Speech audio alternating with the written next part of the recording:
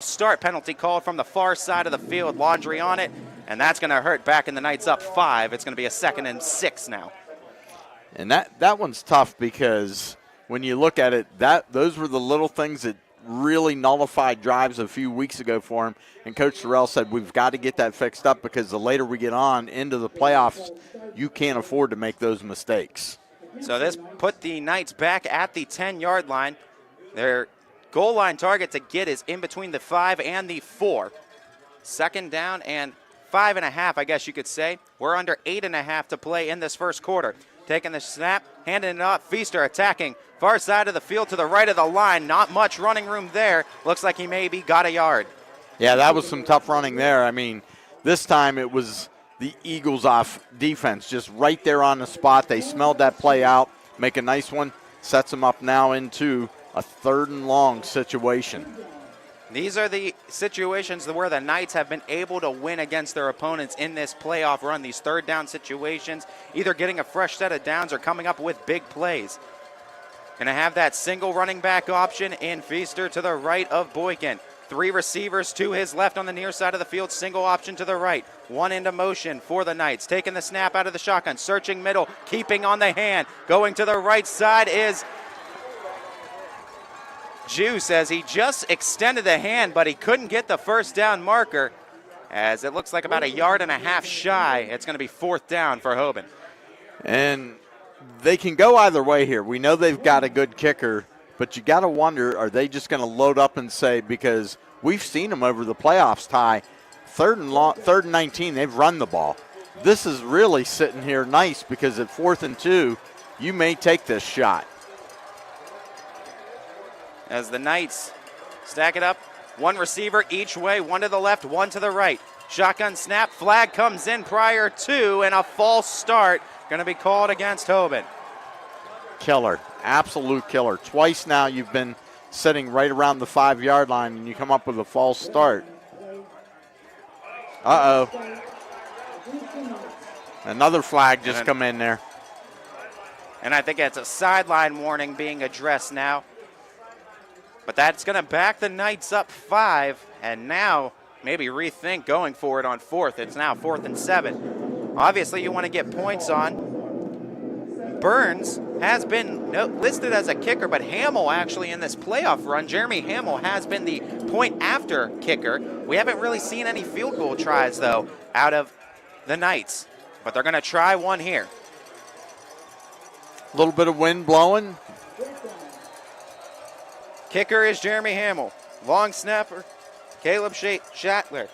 Joey Hardman is the placeholder. Snap is down, kick is up as it's angling, no good.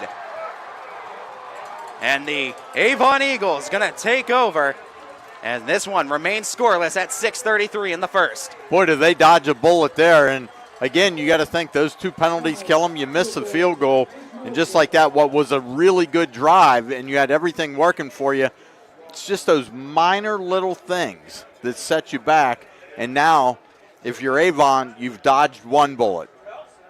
And if you look at this from the perspective of the Eagles, too, their story has been trying to get over this hump. You talk back down to 2017. Hoban beats Avon 30-6. 2018, 42-7, Hoban wins. 2020, it's 28-14, and 2021, 31-24. Avon's been getting closer, just can't get over that hump. Taking the snap is Elder out of the shotgun. He keeps it on the draw and gets about 5 on that first down carry. Good yardage for the Eagles. Nice little play. The Hoban defense really kind of selling out there. They're going to have to kind of watch their lanes because if this quarterback's able to take off and run, that's just something they'll have to adjust to. But you got to see what Avon can do here because now I think if you're Avon, you want to turn this into points and try and make this into a tough game for Hoban. 1 receiver to the left and 1 to the right of Elder. Running backs at his 7 and his 5. And getting a call from the near side of the field from Coach Elder, relaying it to his offensive line. Out of that shotgun, taking the snap, handing it off, attacking right side of the line, and the Knights back in the backfield to stop the rushing attack. As the attempt that time went into the hands of number 16, Tyler Kaufman, and had no running room to be had, really. Well, that's because Eli Lee was in the backfield before they even made the handoff. He just shot the gap on that play, makes a nice one, and he made sure he tackled him on the legs. That way he could not get out of it, and I think it's a good take. You know, you lose 3 on that one. As now 3rd down and 8, Knights trying to go 3 and out here on the Eagles. 1 receiver to the left, 2 to the right in a twins formation, 1 into motion. And prior to the snap, checking over. Ty Beerbaum, their tight end, shifted from the right side of the line to the left. From that near hash mark, prior to the snap, whistles are blown, timeout called for Avon. Wow, there you go. The timeouts are being taken. First half, I think you'll kind of use them if you know you need them. It's the second half where you get a little conservative with them. And if you're Avon, you're sitting at this 3rd and 8 point, 5 minutes to go in the first quarter. Let's make sure we're all on the same page, because if they can just get a little momentum going, build off of a first down, that would be big for their offense. But again, punting and into a slight wind, boy, that could give Hoban great field position again. And you're talking about a cold night. As we expect November in Ohio this time of year, about 31 degrees was our game time start temperature. Daylight savings time. We ain't saving any daylight. It was dark during game start time. It was dark on our way here as well. So, yeah, weather conditions as well. You talk about the wind. Wind is blowing from right to left on the field as well. Well, Ty, and you can't beat it. You know that if you're playing this late in the season and you got to practice on Thanksgiving morning, you've had a good year. It's almost become a tradition for the Hoban Knights in recent years as well. Big 3rd down at 8, taking the snap. Is Elder staying in the pocket, looking down the field, putting it into the hands of a receiver. Is it complete? It is. First down for Avon. Cole Kepner hauls it in just beyond the marker on the near side. Yeah, nice pass there as he makes that one, and just they zing that one in, and you got to like it. That's just the way they wanted to go about it. And 31-yard line now for the Eagles. 4:40 and ticking, opening quarter of play here from Byers Field in Parma, Ohio. Breaking the huddle is Elder. He's going to have 2 running backs, 1 on each hip. 1 receiver wide to the left, 1 near side to the right. From the near side hash mark going into motion is Matt Maxey. Taking the snap, shotgun, handing off, running back to the left. Open hole up the middle, and it's close. First down as Caffey. You talked about Jacorian Caffey, one guy that they want to get loose, the Eagles. He breaks away for a 10-plus yard run. Another first down for Avon. Yeah, that was just a nice run. Right up the middle, just put his head down. He picked up a nice chunky yardage, and that's something that Hoban hasn't really given up much throughout this playoff run, throughout the season, that we've seen people get them for that chunky yardage. They've pushed themselves to their own 43-yard line, the Eagles have. 1 running back now to the left of Elder, that's Caffey. 2 receivers to the right, 1 to the left. Snap out of the shotgun, stays in the pocket, now runs forward on the draw, the keeper, and a slide near the first down marker. It looks like he's going to be just shy of it, but nonetheless, 9 yards the gain for Elder and company. Short now, 2nd and 1, a lot of options you can do from your playbook, but the young sophomore is showing a lot of moxie here early on. Like, he just tucked that ball down, put his head down. Actually probably could have got a few more yards, but let's play it safe. Go down. Don't have a full season under his belt, but that can lead to some advantages for Avon. Maybe you don't show maybe everything that Elder has in his playbook and everything he has talent-wise, capability-wise. 2 running backs on each hip for Elder. He fires to the far side of the field. First down catch on that far side, and it looks like coming down with a Grant Barr on the reception. Nice little play. Just run them out into the flat, picks up the first down, and now their deepest penetration of the game is they're going to set up shop at the 43-yard line of the Knights. In Hoban territory now, and a huge opportunity for Avon to come away with points first here in the state semifinal game. You know, no doubt with their 4 other appearances against this Knights team, obviously not the same team, but same coaching staff. They know the importance of getting that first score. Yeah, absolutely. It's always big. Taking the snap, going back to the run game, and the Hoban Knights closed up any gaps really quickly at the line, and it looks like maybe a gain of a yard. If that yard and maybe some change. Not a lot of running room for Caffey on that one, Ty. They bottled that one up, made a little bit of adjustment, slid some guys right into the right spot. So that was just a good play by the Knights defense, and that's where they're more familiar. They like you sitting in second and long. 2nd and 9 now. 2:05 and ticking, first quarter of play. Bunch formation, one receiver to the left, one to the right. Again, go to the outside, trying to get the right side of the line. The Knights again shift them that way, keep them in front, and tackle them right in front of that line of scrimmage. 3rd and 9 coming up. Yeah, on that play, they just absolutely had nowhere to run. That was Trevor Maley trying to do something, but he came up empty-handed. Trying to get different looks, fresh legs on the field. But the thing is, this is a very good Knights defense because of the adjustments they're able to make on the fly and then their defensive IQ on the field as well. Out of that shotgun, Caffey to the left hip of Elder. He has 3 receivers to his right, 1 to the left. In between hashes are the Avon Eagles. Snap coming from the 42-yard line of Hoban. Tossed down, it's an incompletion on a misfire as the wind going into the wind with the throw. But that one also just a little bit off target. Tried to have a comeback route there. It looks like maybe a curl route almost on that outside, but just a little bit of a miscommunication and a 4th down now coming up. Boy, they waste no time getting that punting unit out They here. do not. No doubt. Luke Hamilton is out. The holder calling Fallis as Hamilton puts a boot into it. Knights let it bounce, and it bounces inside the 15 where Hoban will take over. So not what Hoban has been used to in this playoff run. Not a ton of time where they've had a lot of field in front of them, but this is one of those instances where they're going to have to take it almost the full distance of the field now. Well, and we did get to see him in one instance last week, but Juice kind of did his number with, I believe it was a 74-yard touchdown run in the 3rd quarter. But for the Knights, I mean, you're sitting here, 1 minute, just over a minute to go here in the 1st quarter. Now it's time to get that offense clicking a little. Defense did its job. 2 drives, no points scored for the Eagles. Offense trying to get it rolling. Knights show 3 receivers, 1 to the right, 2 to the left of Boykin. Boykin with the keeper, tries to attack left side of the line. He's going to get a couple yards on that keeper. Yeah, a nice little fake there. A couple of guys went the way Caleb Jones did, but Boykin able to inch that out. He gets a couple yards, sets up a 2nd and 8 for the Knights offense, and you almost wonder like if they're trying to test something here. We're going to show you something, setting something up for maybe later in the game. Likely the final play of the 1st quarter as we are 33 seconds and ticking in the opening quarter here from Byers Field. Knights show 3 receivers to the right of Boykin, empty to the left. Out of the shotgun, Boykin, 1 into motion going right, 2 left. Handoff on that jet sweep as pushing their way forward to the 20, finally stopped there as a 3rd and 5 going to be set up now for Hoban, as they likely are going to let this run to the 2nd quarter.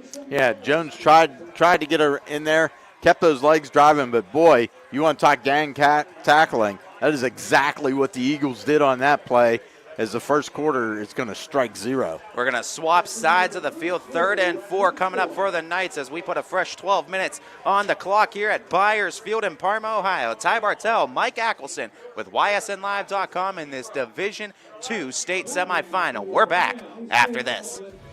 21 News delivers the news as it happens, using the latest technology from where it happens. On air, online, Wednesday afternoon weather update. Very dangerous. and on the 21 News social media platforms. I'm on the road right now. 21 News, the Valley's only locally owned source for trusted news since 1953.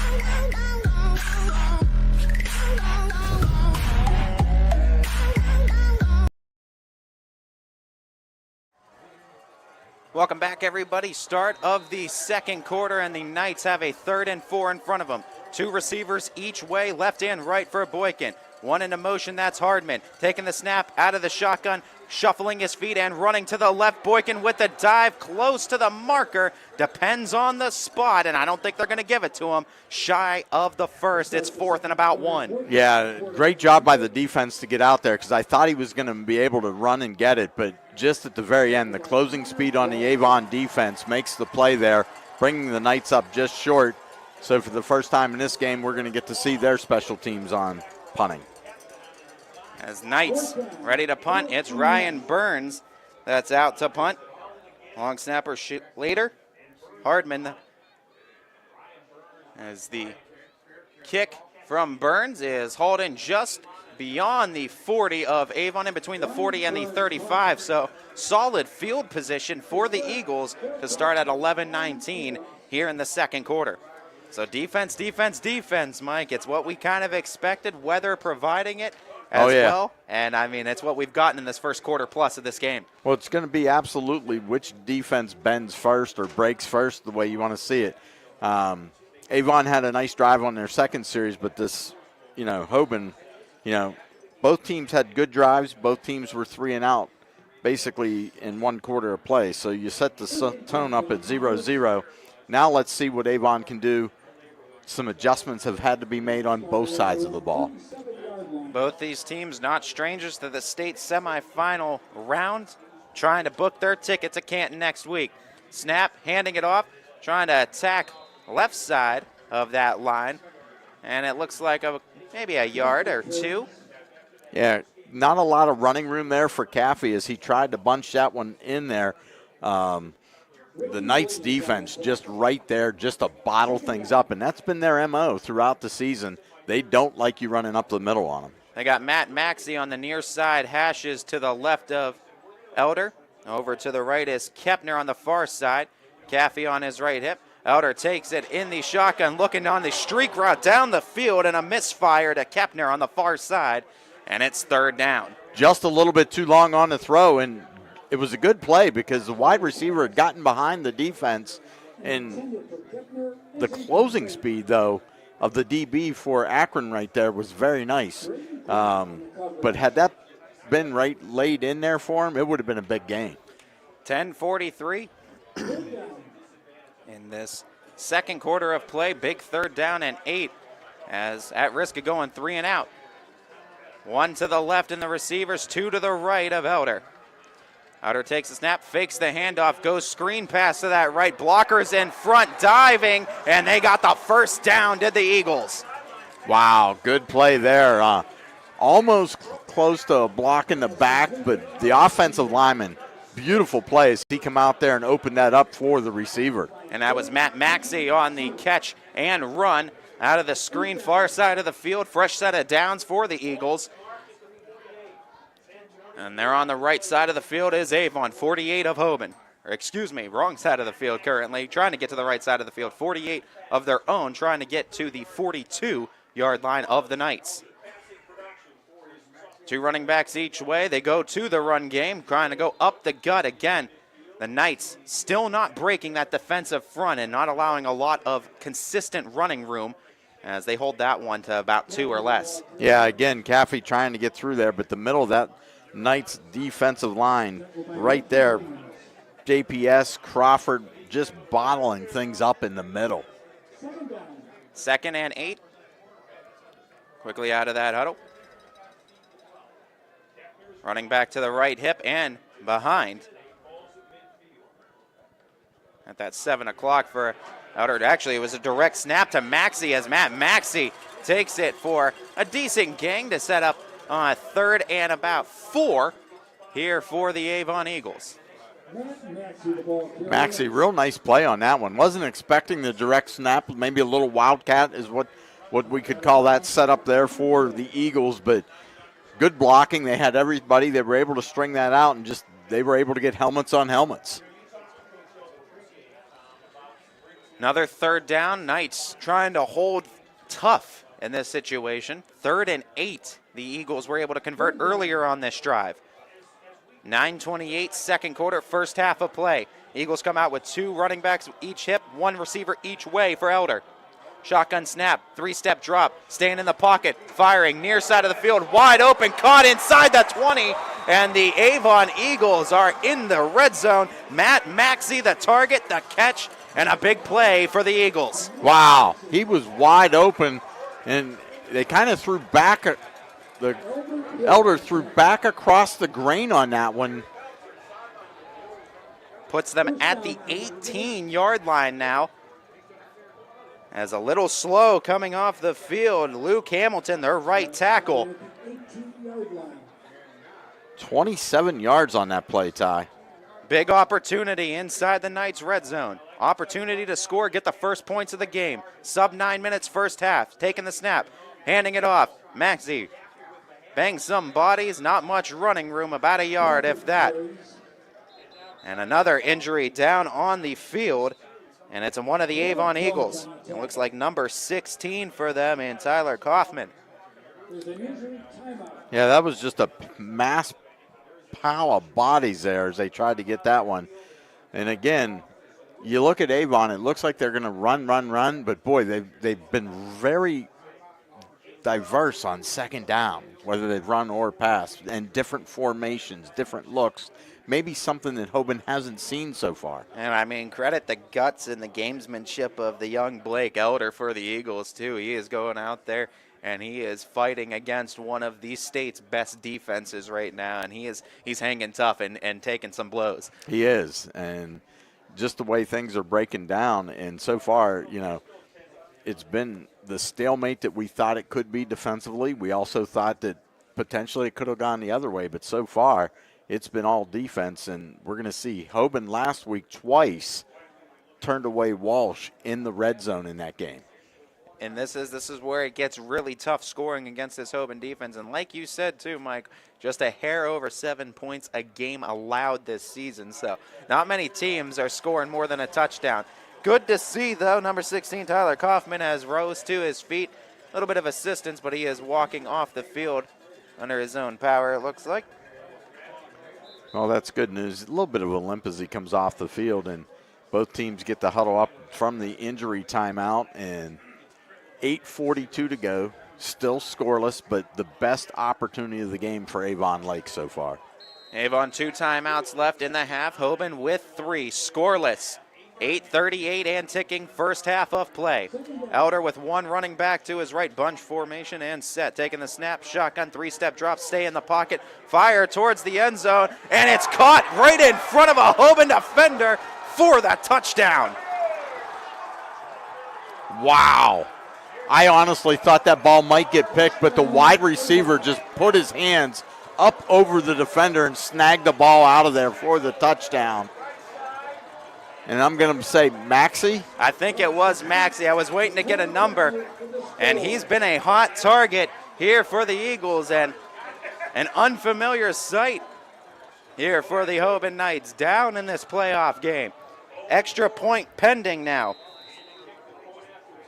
Owen Warwick puts the boot into it, puts it through. 7-0 Eagles.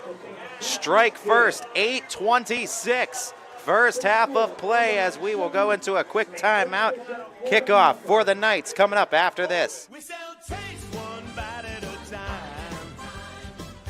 At Valeria, bite into a taste sensation. Bite into a taste delight. Good food and fun and combination.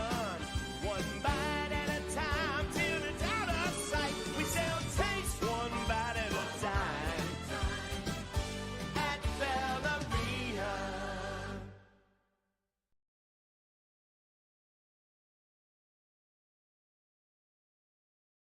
Tigers got 152 yards. Should be just a nice, comfortable 9-iron for him. They're going to go nuts when he hits this thing.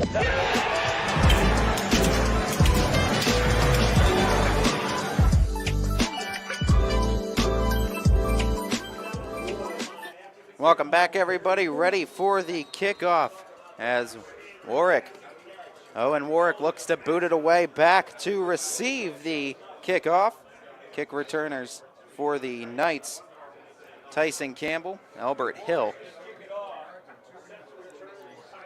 As the boot in from Warwick, and muffed it, and it touched is the big question. picked up inside the 5. The Eagles trying to stop them, get past the 5, do the Knights, but that's it, as they're going to have a lot of field in front of them to try to make up this ground, as Deion Rogers was able to go back and get it, but he touched it on the kind of squib kick, almost line drive kick that was put into it by Warwick. Yeah, and, while it's disaster, it wasn't the worst thing that it could be for Hoban. Yes, the starting position isn't great at the 6-yard line, but they still managed to keep possession of the ball as they hustled back, and it actually could have been at the 3-yard line. So he tried to make something of it. They got a little bit of breathing room here, but let's see how the Knights play, because this is, I think, only the second time this season they've been down on the scoreboard. 8:20 left to go first half. Knights do receive the kickoff to start the second half, so a 2-for-1 opportunity potentially possible. Handoff goes to Feaster from Campbell, attacking left side of the line, and a nice run by Feaster. He's very close to a first down. It's going to be second and short. Yeah, good run there. He come out just barreled ahead, picked up some nice yardage. You'll take 9 yards as they get it out to the 15-yard line. And Feaster, boy, he's been that great change of pace. But right now, they might be having to lean on him a little bit because he just runs so hard through there. Second down and 1. Hoban looking to gather some first downs and get some points on the scoreboard, trailing by 7. Boykin out of the shotgun, snap, handoff, keeper. Boykin rolls out to his right, fires, intercepted by the Eagles. Past the 20, diving inside the 10. Flags come in. Eagles ball for the time being, set up beautifully, as we'll have to see what these flags are. Connor Rollison just stepped right in front of that pass, and the wind might have had a little bit of something to do with it, just the way it sailed out there. But, boy, this is definitely not what Hoban was looking for. 7.5 minutes to go, and all of a sudden the Eagles, an opportunity to go up 2 scores here in the first half. Wow.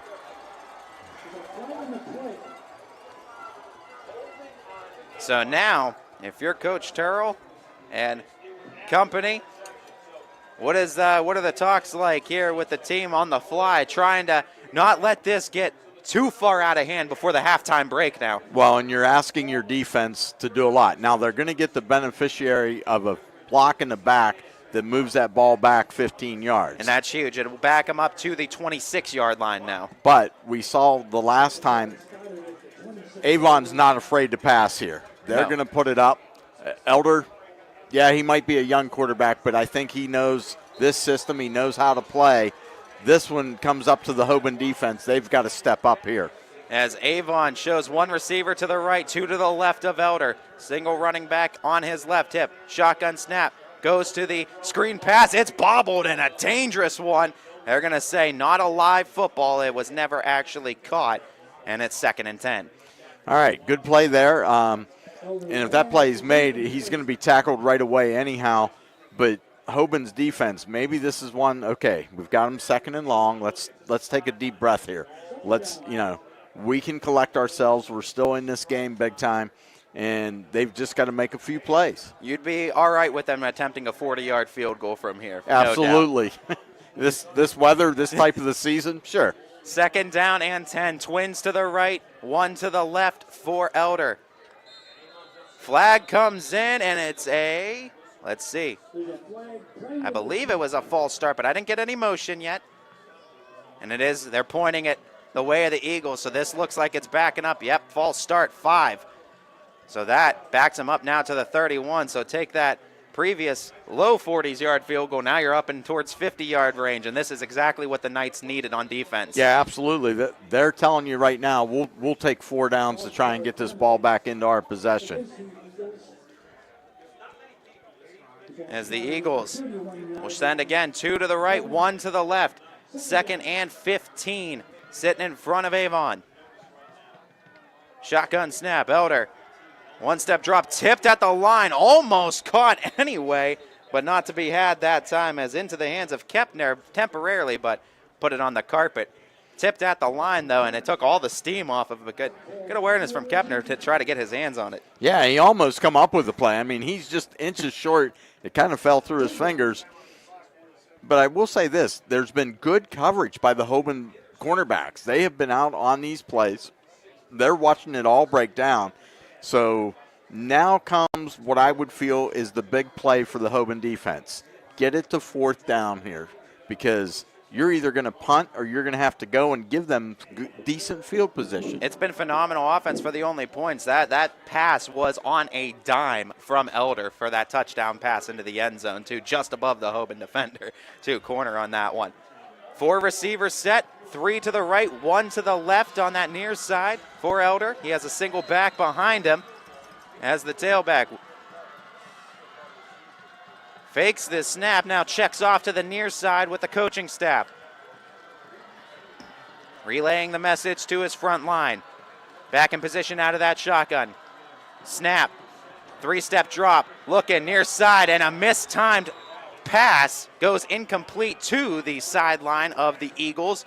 And it looked like the intended target that time again was Kaufman, but again, it looks like just a little bit of a mistime there. Didn't turn around in time. Yeah, that was absolutely a timing route, because that ball was in the air before he made his break. He went about 3 yards too far. Had he stopped 3 yards back, that may have been a completion and really set up a 4th and short instead of looking at 4th and long right now. And now this is interesting territory. 4th and 15, 7-18 to go in the second quarter. And they're going to keep the offense out. Knights looking to get the ball back, trying to get the turnover on downs and turn away Avon from getting a 2-score lead. Snap, shotgun, staying in the pocket, firing middle of the field, and incomplete, in and out of the hands of the Eagles target. It looked like it was number 9, Kepner, over the middle, but he couldn't hold on to it, and a turnover on downs. Turnover on downs because of Caleb Jones, what he did. The ball was right there. He absolutely, as the ball got there, shoved the wide receiver as hard as he could and kind of carried his momentum past it, which just broke up the play. So great play by Caleb Jones. We've seen him do it offensively. We've also seen him do it defensively. That's a big play.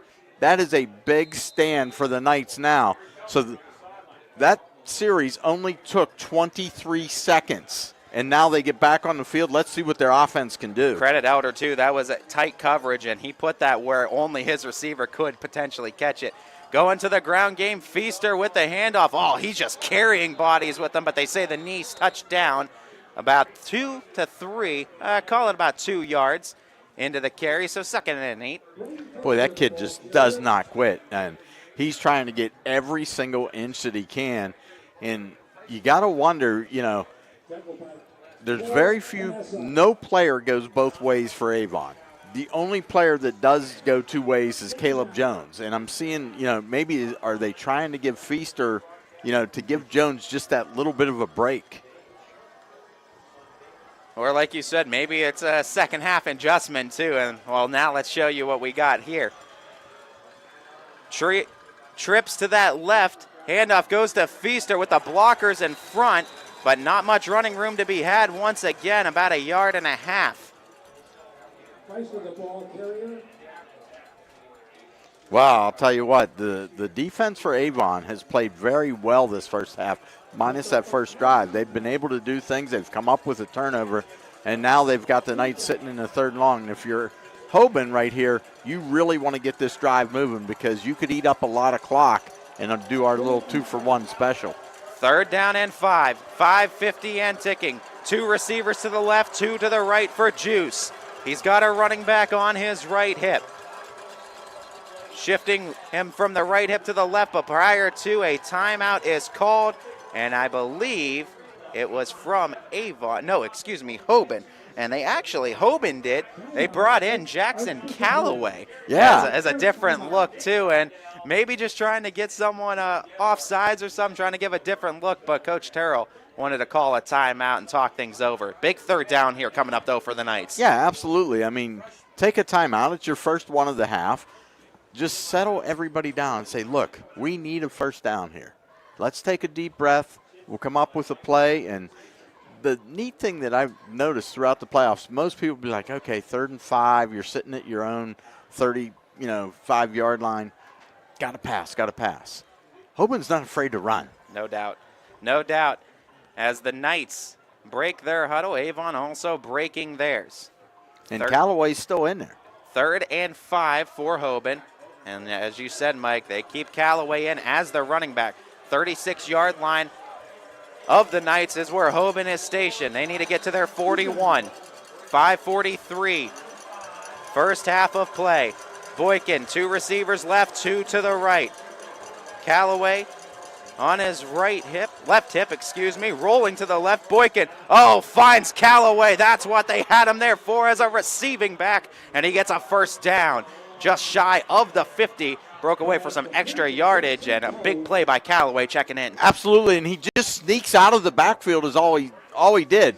And you almost had to wonder, if you're Avon, was that a decoy they put in there? But all of a sudden, he's just out of that backfield, and boy, he's got some speed. And now it also, if you're the Avon defense, every time they make those substitutions, it makes you second guess, well, is this ball going to them? One receiver to the near side, right of Boykin, trips to his left. He's got Feaster in the backfield with him on that right hip. Shotgun stance, snap. Handoff, Feaster just sheds the tackle to the left, has running room in front of him. First down, Knights. They're in Avon territory. Wow. He should have been tackled in the backfield for a 4-yard loss, but he's got such power in that legs. He gets out of that and turns nothing into a first down. 35-yard line of the Eagles. Hoban stands now. 5:31 first half. And the Knights starting to get some momentum. Looking to get on the scoreboard. Come up with a more bunch set. 3-receiver option tightly closed to the right of Boykin. Handoff again to Feaster. Feaster rolls off the first tackle, keeps his feet to get 1.5 yards. Wow.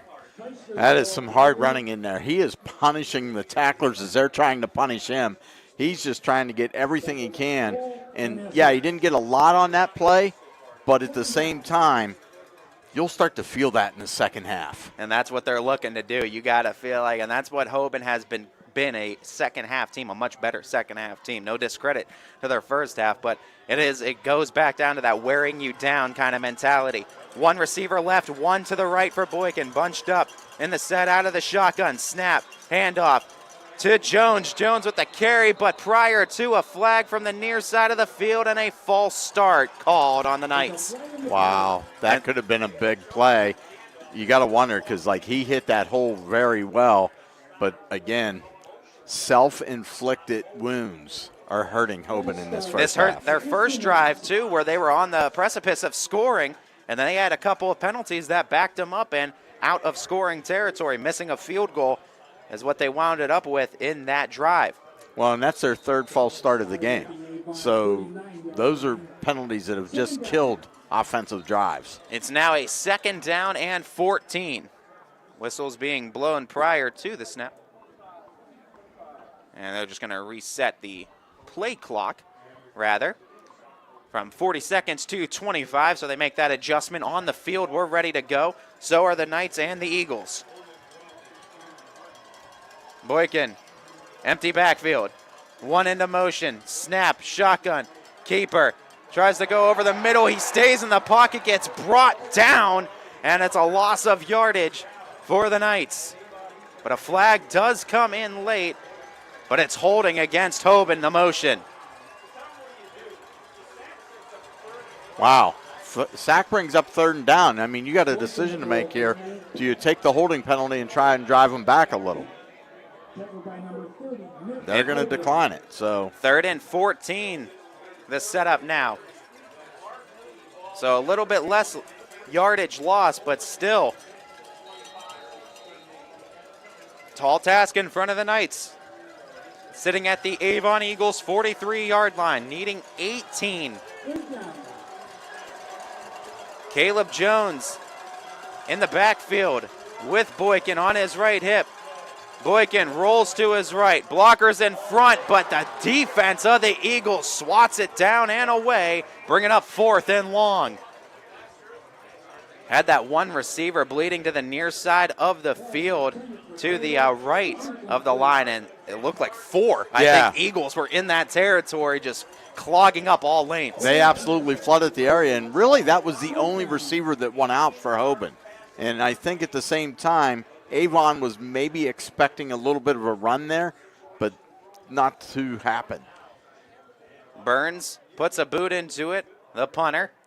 It travels its way, bouncing at the 20, unfriendly bounce forward, and in between the 20 and the 25-yard line of the Avon Eagles' own side of the field is where Avon will take over at 3:55 here in the first half of play. 7-0 Eagles in front as a big drive coming up now for Avon where they can go up by 2 scores prior to halftime. Yeah, absolutely. They're hoping, they've done their job defensively, and twice tonight Hoban has stopped their drives with just penalties that they can correct, and that's where you all got to be on the same page. But you look at it and you think it's only the 4th time this offensive line has played together all season.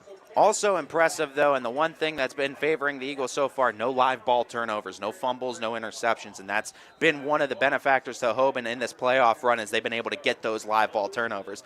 Snap going to the handoff. A lot of running room up the middle, past the 40 to the 50, but a flag down back at the 30 of the Eagles.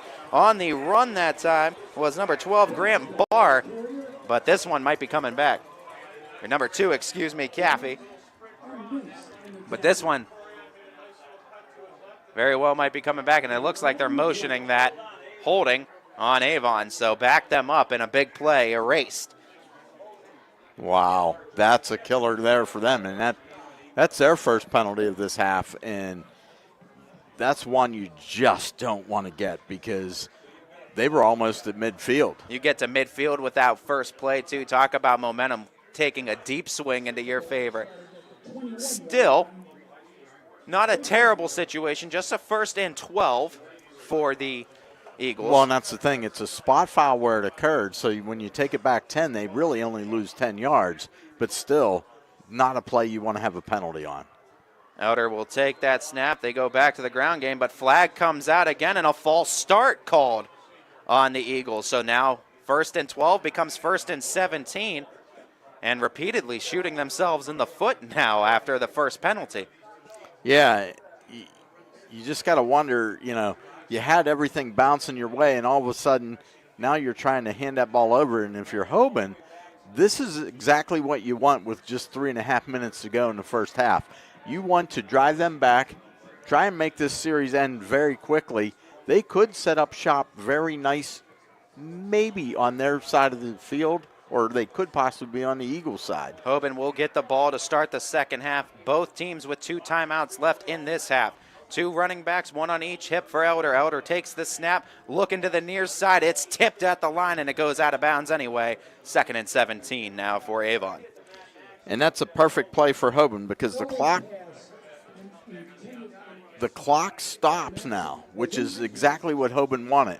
And again, you look at the way that play breaks down. Their defense got their hands up on that one, and that is exactly what they want to do right now because they would love to give their offense one more shot in this half.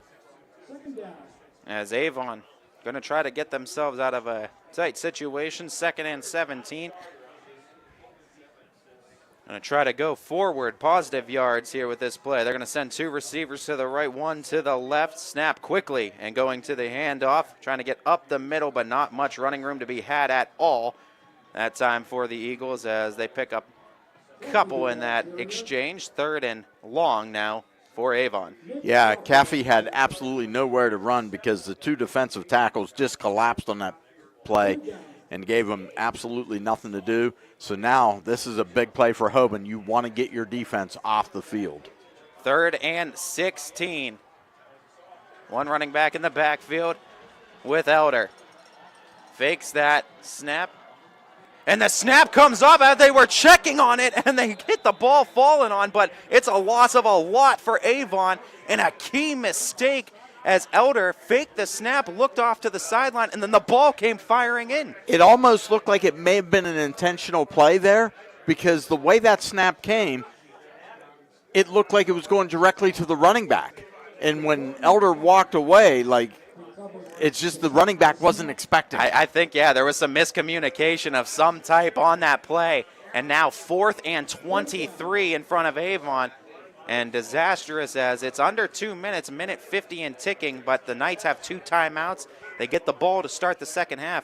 And they have an opportunity to just get some points on the board before the end of this first half. Yeah, and if you were Avon, you absolutely let that clock tick the whole way down because you get it under 2 minutes, but you're going to be punting right about the 2-yard line is where the kicker's going to be standing.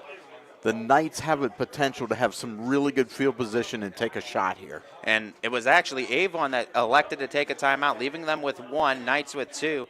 What do you think Coach Elder is talking with his group about taking that timeout in this situation? Well, he knows that they've been close. They've tightened these scores up before, from game 1 to game 4 here in the state semifinals against Archbishop Hoban. What he's saying right now is, let's get to halftime with a 7-0 lead. We'll make some adjustments. We'll see what Hoban's able to come out and do. We know Hoban's going to adjust. But the biggest series, I think, right now, the game is coming for Hoban, because if you can get points on the board after what has been a tough first half and self-destructed twice on offense, it would be huge. Owen Warwick out of the end zone for the Eagles, puts a boot into it, looking to haul it in, and a friendly bounce near midfield, and it's actually on the right side of the field for the Knights. And it looks like on that Avon 48, 49-yard line where Hoban will take over on the offensive side. So minute 35 now, Mike, and you talk about 50. We've seen them score in less time. So. Yeah, absolutely. And this has been the MO in the playoffs. When Hoban has gotten great field position, they've taken advantage of it. They actually spotted the ball at the 50. Exactly at the 50. I thought it went out at the 48. But if you're Hoban, you've got the short field now. You've got to make them pay for that mistake. As the Knights trailing by 7, you talked about feeling defeated if the Avon Eagles don't go into a halftime locker room with a lead right now. You got to feel like after leading most of this half, it would feel a little bit defeating for the Eagles. Knights trying to get on that scoreboard. Taking the snap, Boykin, but a flag comes in, another false start, and a little bit delay on that motion from the running back spot. And I believe it was Callaway who came in. That'll back him up 5, and that's another false start penalty. Wow. That's the 4th one of the first half, and Can't have it. Knights just continuing to hurt themselves when they've got good opportunities. Whistles being blown prior to this snap on first. A little bit of a discussion going on out here.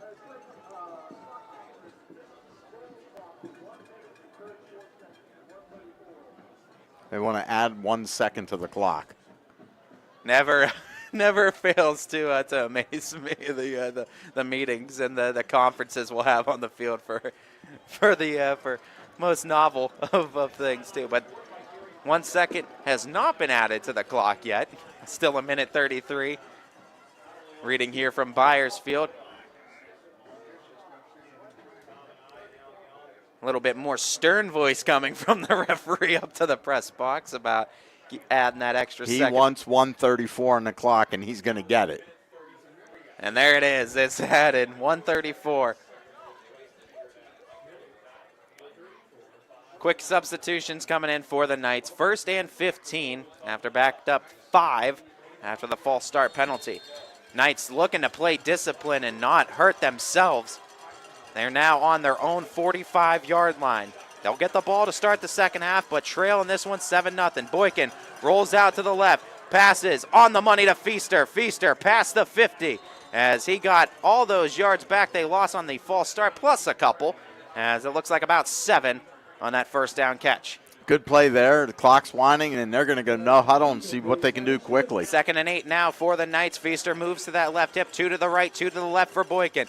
Snap, shotgun, look, over the middle, fire is incomplete. 3rd and 8 now at 1:08 left to go in this half. Now it becomes a big play. You want to get a first down here because you don't want Avon's offense to have one more crack. Do the Knights put it on the ground is the big question. Avon has 1 timeout left. But, I mean, if you could get half the yardage, you need 8. This is, you'd consider close to 4 down territory. 2 left, 2 right, receiver-wise.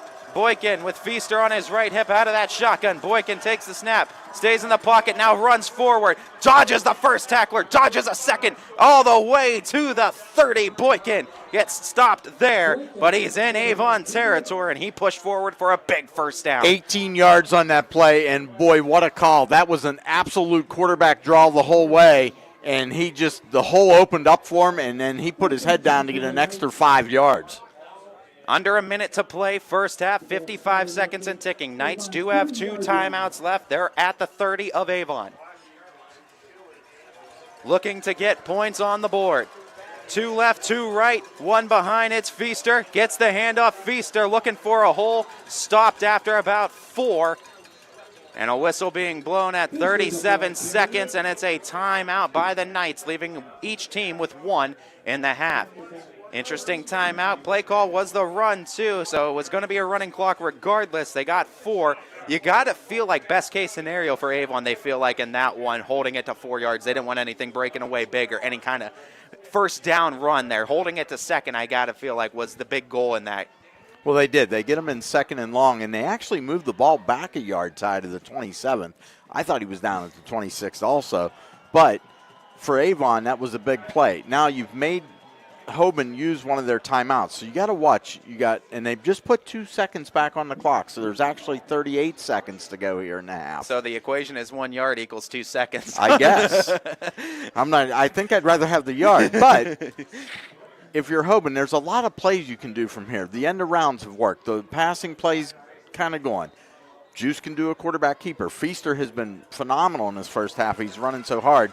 Now it looks like we're finally going to see Jones in at running back. And this might have been the big bopper they were waiting to implement. 2 to the left, 2 to the right. Jones, as you mentioned, Mike, is in to the left hip of Boykin. Juice out of that shotgun, takes the snap, stays in it again, looks to run, but tosses it out of play. And then with the first down, you are able to toss it out. That actually might have been a good play. Third down, excuse me. me. There wasn't going to be a lot of room for anything. Both receivers were covered on that side. Just chuck it out of bounds, live to play another down. You talked about second down and 7. You have a down you can give technically in that. You probably have 2. I mean, this is probably 4 down territory. Yeah, they're absolutely sitting in 4 down territory. From that 27-yard line of Avon. 3rd and 7 in front of the Knights, looking to get on the scoreboard. Snap, pocket, avoids the tackle, tosses it, and it's incomplete on the intended target. Going to the right side of that field, it looked like it was Falkenstein. No, Jalen Hightower. He was wide open. He just dropped it. And at 30 seconds, 4th and 7 as Hightower, a key drop. And for the Knights, needing another first down to keep this drive alive. They do have the 1 timeout left, but becomes interesting situation here. If you try a field goal, you're looking at 44 yards just about. Yeah, I think it's almost too long right now. Timeout. And Avon going to utilize their last timeout and not even caring about getting the ball back offensively. They want it. That's just, I think, a show of the hand for Coach Elder. We'd rather be prepared on defense than worry about scoring any more points. Yeah, let's make a stop here. But the nice thing is now the Knights get to huddle up. Now they can look at things and, an extra huddle. Extra huddle. Maybe the coaches saw something. Maybe they, what defense they did line up out there that time. I mean, there's a lot of scenarios you can go through here if you're the Knights. And things have worked. Do you do another quarterback draw? Because you still have a timeout in your back pocket. But you're sitting at 30 seconds. So it can't be a long play because you want to at least maybe extend this drive to get 1 or 2 shots at the end zone. Absolutely. And, I mean, if at worst case scenario, if you are going to put the ball on the ground, you need to get yourself into at least field goal range to where you could stop the clock and get some form of points on the board, or at least try to, so you have a chance to get the lead with the ball out of the second half. Jones again coming out as the running back. Again, that similar set, 2 receivers each way for Boykin. 4th and 7 for the Knights at the 27-yard line of Avon. Boykin the snap. Stays in the pocket, stays strong, pass down, pass interference going to come in on the Eagles, and this will be a free 15, no doubt, for the Knights. Wow. And I'm going to say Juice put that ball up there, and the receiver tried to come back for it and just got run over. So legit pass interference. But, boy, all of a sudden, now it opens things up. That only took 4 seconds off the clock. And I think tack 15 on there, all of a sudden you're inside the red zone. At the 12 now, yeah. If this does stand, and we are correct in what we think the call is on the field, but it is, no doubt. Anytime you make contact and a receiver hits the ground prior to the ball getting there, it's usually telltale pass interference. 1st and 10 from... Call it to 14? Yeah, the 14 it looks like is what they're saying. Snap, roll into the left, go into the edge, and getting out of bounds. Beautifully executed play that time from the Knights offense to get out of bounds following that catch. I think that was Albert Hill, actually. That was Hill that made the catch over there. And numbers get real They do. small on the other side of the field. But I like what he did on it. Yeah, he didn't get a lot of yards, but it moved him closer. You're trading yards for seconds in this area. 22 seconds to go. They're now on the 10-yard line, looking for the end zone to try to tie it. 1 timeout is left for Hoban, so they do have a safe keep if a sack or anything goes awry for them. 2 each way. Running back left hip. Boykin stays in the pocket, fires to the corner. Looking for Laundry, none to be had. Ooh. It's a 3rd and 6 for Hoban. I don't think you're allowed to tackle the receiver out there in the field like that. He just kind of pushed him out of bounds. Maybe they consider both of them just fighting for it, but That's typically, when you see the no flag throw there, that's exactly what it is, a little bit of fighting back and forth. If there's enough both ways, too, they kind of let it go. Obviously, it depends on your official. yeah. All right. We've had a good crew, though, tonight. Yeah. They've been very sharp. They've been on the... They've been on the spot, so I'm not even going to question it. But, boy, big down here. 3rd and 6, 18 seconds to go. Knights trail by 7 deep into Avon territory. They put it on the ground. Feaster pushes the pile. He's very close to a first, but he's not going to get it. Closed fist is up. 11 seconds on the clock. Clock stops. Last time out taken for the Knights. No, actually, they're saying they're not going. The clock has started, too. No timeout was taken, and now they're going to take the timeout at 1 second. I think what they did, they solely positioned this ball to try to get the field goal here. And it looks like that is the case, and we talked about that being the strategy. If clock became too much of an issue to where it's not risk it for the biscuit territory, right? You don't want to go into that locker room with no points now at this. You'd rather take 3 than nothing because, like we said, you get the ball out of the second half and you still have a chance to get a lead out of the second half. Yeah, you got to play smart football. I mean, you've made this deep run. Every play gets magnified. Every penalty's magnified. Everything that comes up. And if you're Hoban to get out of the first half with a missed field goal, an interception, and to only give up 7 points, you're feeling lucky. Absolutely, and the Hoban defense, again, has held its own against a very good Avon offense that it's broken away for its fair share of chunk plays, 15, 20-yard strikes today, but it's that bend but don't break mentality of the Knights, and they really have done a great job keeping their team in this game. But now Hoban looking desperately for some points. The kicker is Jeremy Hamill. Joey Hardman, the holder. Long snapper, Caleb Schlater. Snap is down. Kick is up. It is good. Through the uprights as the Knights will get on the board prior to the halftime with that field goal, cutting that Avon lead to just 4 prior to the half. Yeah, absolutely. It's what they wanted, and they get some points. So you go in there, you're feeling good about it. You get the ball to start the second half. Now you just need that offense to click.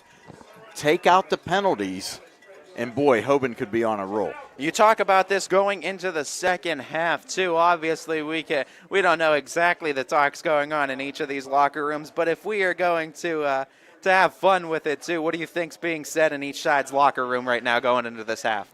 Well, I think if you're Avon, you're looking at it, you've got a lead. Now you've got to protect that lead, and the keys for them, they need more offensive series like they had on their second one of the game. That's how they want to play. But they've only got that one good series so far. If you're Hoban, take out the mental mistakes, take out the turnovers. The defense -1 series played very well.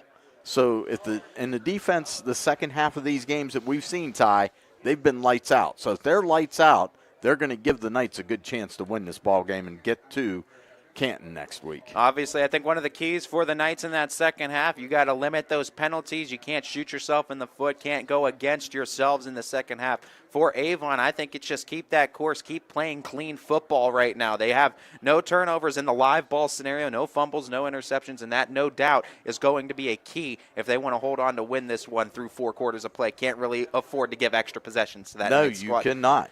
As this is Ty Bartell, Mike Ackelson, YSNLive.com. We go into our halftime break where we thank all of our sponsors through the course of the regular season and playoffs, as we'll be back on the other side of this halftime break with the start of the third quarter and more here on YSNLive.com. Don't go anywhere, folks. We'll be back. Why choose local? Because you live here, work here, learn here, relax here, and celebrate here.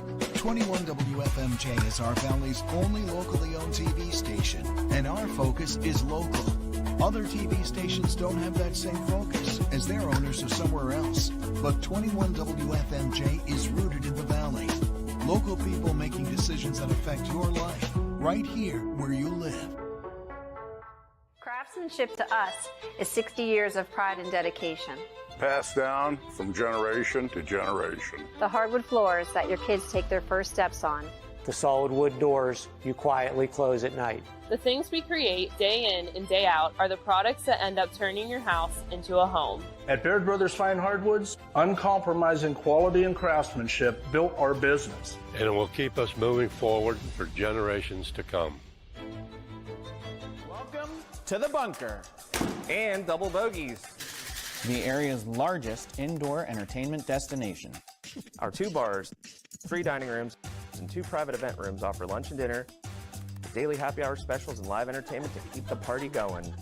And with 50-plus courses, soccer, zombie golf, and carnival games, our 10 simulator bays offer fun for everyone.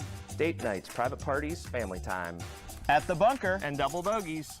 As Comco celebrated 70 years in 2022, we have much to be thankful for. We are proud of the Comco culture as we serve our customers with Comco Care with our premier customer service, quality parts, and on-time delivery.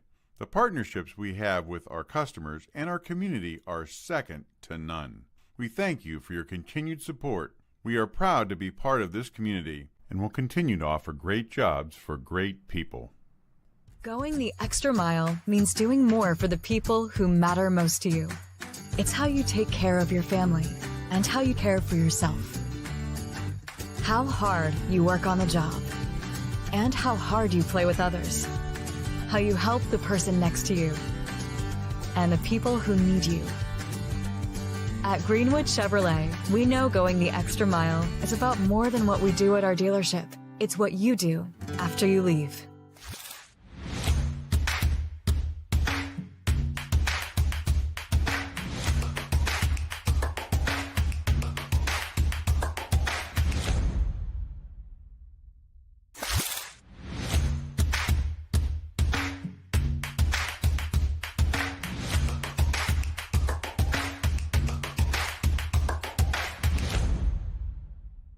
Before the lights come on, before the workday begins, before a long day is ended, or it's time to have fun. It all starts with the people at Joe Dickey Electric. From replacing a light fixture in your home to building a substation for your business, no job is too big or too small. The people of Joe Dickey Electric power them all. Joe Dickey Electric, over 60 years of powering the Mahoning Valley. The environment in the hospital can be very intense for a patient. Being able to put a smile on their face brightens up my day. I go to Youngstown State University and my passion is nursing. What I love about studying nursing is that it takes you out of the classroom and into the lab. It's really hands-on. The professors here push you to be your absolute best, so if you want it, you gotta work hard for it. I am so excited about my future. I'm Shantiana and I am why I'm proud. Hi, this is Zell Bush. Hi, this is Tom Flynn. Hi, this is Steve Versetto. Hi, this is Ryan Miller. Hi, this is Rich Sakui from WRS Wealth Advisors. With our combined 80 years of experience, WRS Wealth Advisors are the area's premier wealth and retirement specialists. Call 330-965-0370 to learn more about our individual and corporate financial planning services. Or visit WRSwealth.com. Go Raiders. Go Dogs. Go Cats. Go Dogs. Go Tigers.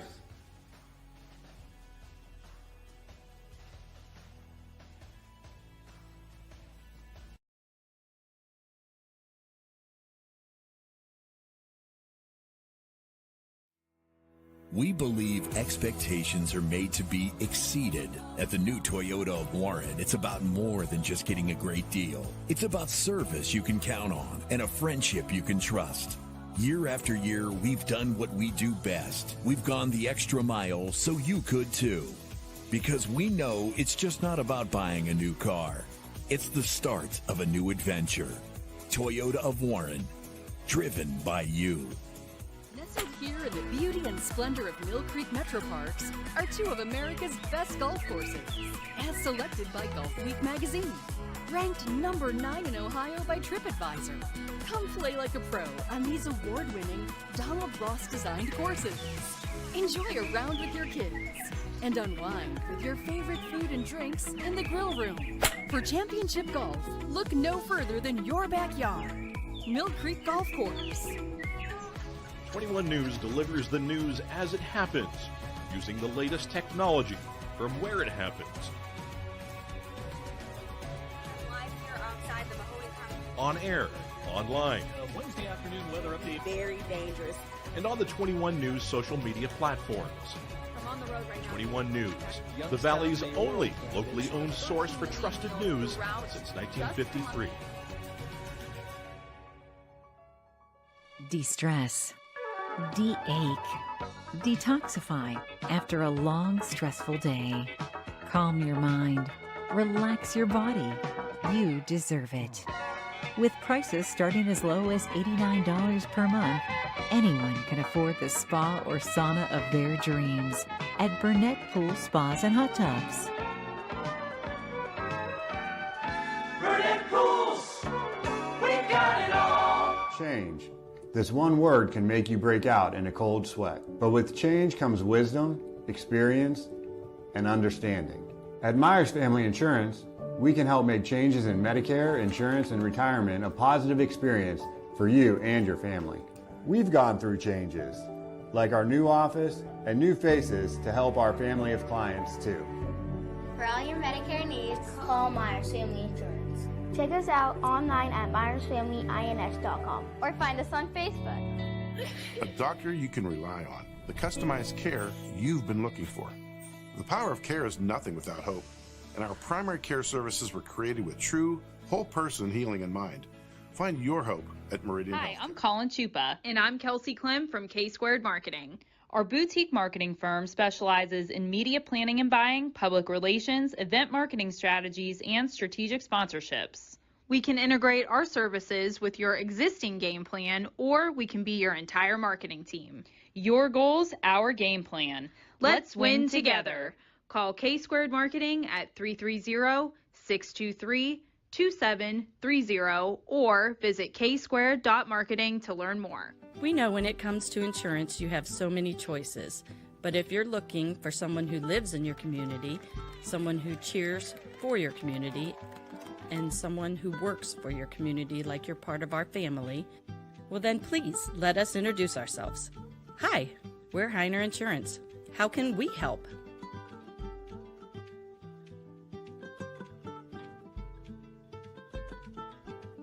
Tiger's got 152 yards. Should be just a nice, comfortable 9-iron for him. They're going to go nuts when he hits this thing.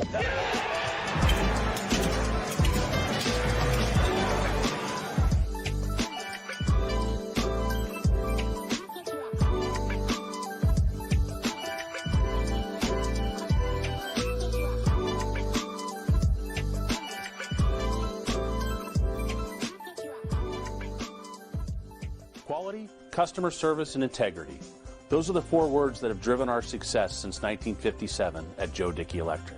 Joe Dickey Electric is one Mahoning Valley landmark business that stays current with the requirements of our customers. Family owned and managed, we are an electrical contractor and energy solutions provider. Every member of our team adds to his or her skill set through ongoing training. Residential, commercial, industrial, automotive, and more. We keep ahead of the needs of our customers with a fleet of more than 50 vehicles and 24/7 emergency service, so you're never left in the dark. What can you do on over 5,000 acres? At Mill Creek Metro Parks, you can discover unique habitats and wildlife, create memorable family moments, experience history, heritage, and park programs, explore scenic landscapes, take time to relax and be well, connect with nature and each other. Come see what's new at Mill Creek Metro Parks. Plan your trip now at millcreekmetroparks.org. Hope looks different for everyone. It's a doctor who takes the time to understand. It's a listening ear when you need one most. The power of care is nothing without hope. And every service we offer is created with true healing in mind. Find your hope at Meridian. It means the world to me to know that what we're doing is impacting people. And whether it's simply, I got to watch my son or daughter when I was out of town, or we just love watching YSN. We love what you do for our son or daughter. So whenever someone says thank you or someone is appreciative of what we're doing, it tells me everyone at YSN is doing what we initially set out to do, which is shine a light on these athletes and help them kind of promote themselves. My name's Anthony Hartwig, and my sports network is your sports network. You're looking to your future, preparing for your goals, and they're closer than you think. Because here, success is part of the plan. It's a place where academic and social opportunities are meant to prepare you for life, not just the next 4 years. You'll be equipped to face new challenges and turn hard work into a career. You're ready for your success to take root. And here's where it starts. We are Youngstown State University, and proud. Hi, this is Tommy Clem, owner of WRS Insurance Solutions. WRS Insurance Solutions is a local, independent agency that specializes in life, Medicare, long-term care, and disability products. Call us at 330-953-3722 or visit us at wrsinsurancesolutions.com to learn more. Good luck to all the student athletes in the Valley. My guy keeps it 100% of the time. He wants all 100, won't settle for 99. And it's more than stats because there's people in those numbers. And I was one of the lost sheep. I'm so glad he cares for all 100. I'm 100% safe, 100% free, 100% love. I can be 100% me. He gave all 100 when they put him up on that tree. That's 100% passion for 100% free. So if I play in front of 100, or if I play in front of 2, there's an audience of 1 getting 100% of what I can do.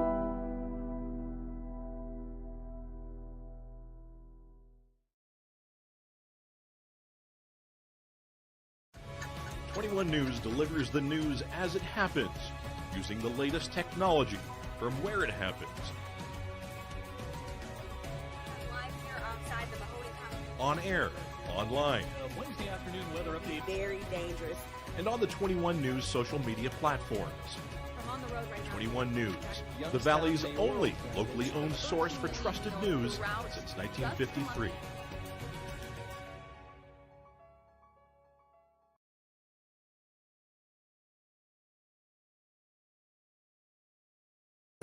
Why choose local?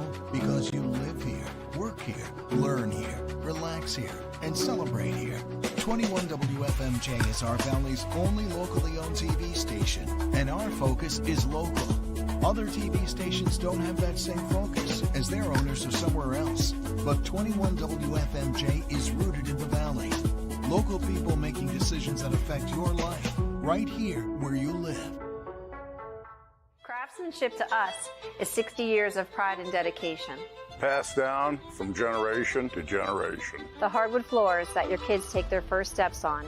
The solid wood doors you quietly close at night. The things we create day in and day out are the products that end up turning your house into a home. At Baird Brothers Fine Hardwoods, uncompromising quality and craftsmanship built our business. And it will keep us moving forward for generations to come. Welcome to the bunker, and double bogeys. The area's largest indoor entertainment destination. Our 2 bars, 3 dining rooms, and 2 private event rooms offer lunch and dinner, daily happy hour specials, and live entertainment to keep the party going. And with 50-plus courses, soccer, zombie golf, and carnival games, our 10 simulator bays offer fun for everyone. Date nights, private parties, family time. At the bunker and double bogeys. As Comco celebrated 70 years in 2022, we have much to be thankful for. We are proud of the Comco culture as we serve our customers with Comco Care with our premier customer service, quality parts, and on-time delivery. The partnerships we have with our customers and our community are second to none. We thank you for your continued support. We are proud to be part of this community and will continue to offer great jobs for great people. Going the extra mile means doing more for the people who matter most to you. It's how you take care of your family and how you care for yourself.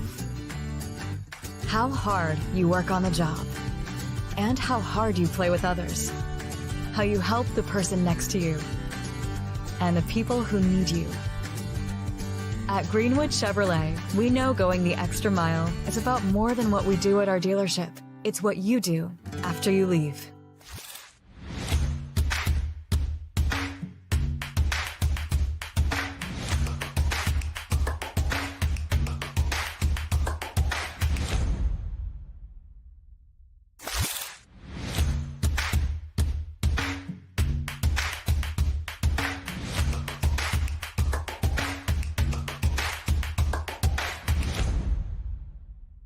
Before the lights come on, before the workday begins, before a long day is ended, or it's time to have fun. It all starts with the people at Joe Dickey Electric. From replacing a light fixture in your home to building a substation for your business, no job is too big or too small. The people of Joe Dickey Electric power them all. Joe Dickey Electric, over 60 years of powering the Mahoning Valley. The environment in the hospital can be very intense for a patient. Being able to put a smile on their face brightens up my day. I go to Youngstown State University and my passion is nursing. What I love about studying nursing is that it takes you out of the classroom and into the lab. It's really hands-on. The professors here push you to be your absolute best, so if you want it, you gotta work hard for it. I am so excited about my future. I'm Shantiana and I am why I'm proud. Hi, this is Zell Bush. Hi, this is Tom Clint. Hi, this is Steve Rossetto. Hi, this is Ryan Miller. Hi, this is Rich Sakui from WRS Wealth Advisors. With our combined 80 years of experience, WRS Wealth Advisors are the area's premier wealth and retirement specialists. Call 330-965-0370 to learn more about our individual and corporate financial planning services. Or visit WRSwealth.com. Go Raiders. Go Dogs. Go Cats. Go Dogs. Go Tigers.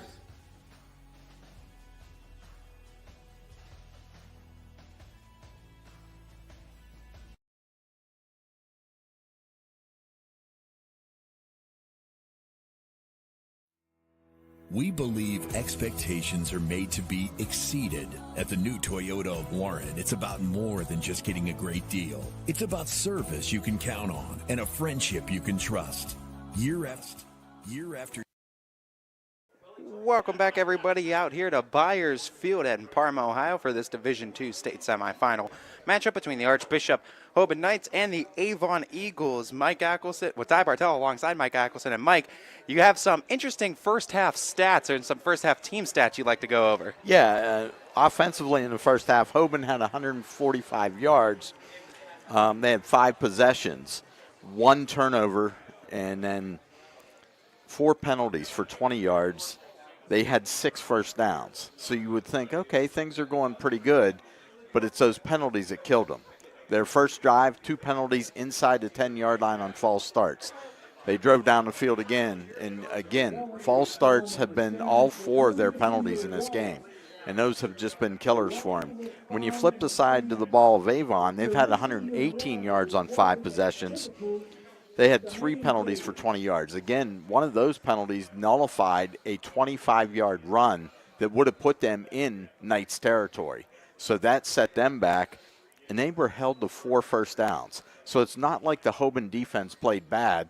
It's the offense did not take the opportunities and, make them pay for it. A missed field goal by the Knights, and then you talked about that interception too. Really has been a big key difference maker in this matchup. Hoban, though, was able to get some points on the board before that halftime with that field goal kick by Hamill before the halftime break. So 7-3 our score in favor of Avon, but the Knights get the balls to start first here. Well, and that's big for them. And the thing that they need to do, they got to come out, set the tone in this second half. They got to just make their will. I was impressed with the Avon defense. As much as I love this Hoban defense, that Avon defense really shows up to play. And when you look at two teams that entered this game defensively, one gives up just under 8 points and one's giving up just over 9 points a game. We kind of knew what it was going to be. Even though their offenses are explosive, the defenses are what wins championships, and boy, they have both showed up to play tonight. For what's working with the Avon defense, what's kind of a counter strike or an answer the Hoban offense can have to finally get that ball punched through the end zone and get a touchdown? I think the big thing is we saw a lot of Feaster in the first half. We did not see a lot of Caleb Jones. There was one play where he was actually just going to bust through, and I thought the flag came in awful late, but they called it a false start very late. But Jones was already into the secondary when that play got whistled dead. And I was like, so we did not see a lot of Caleb Jones. I'm wondering if it's going to become a heavy dose of Caleb Jones this half. The winner of this game books their ticket to Canton as the part of the state championship game.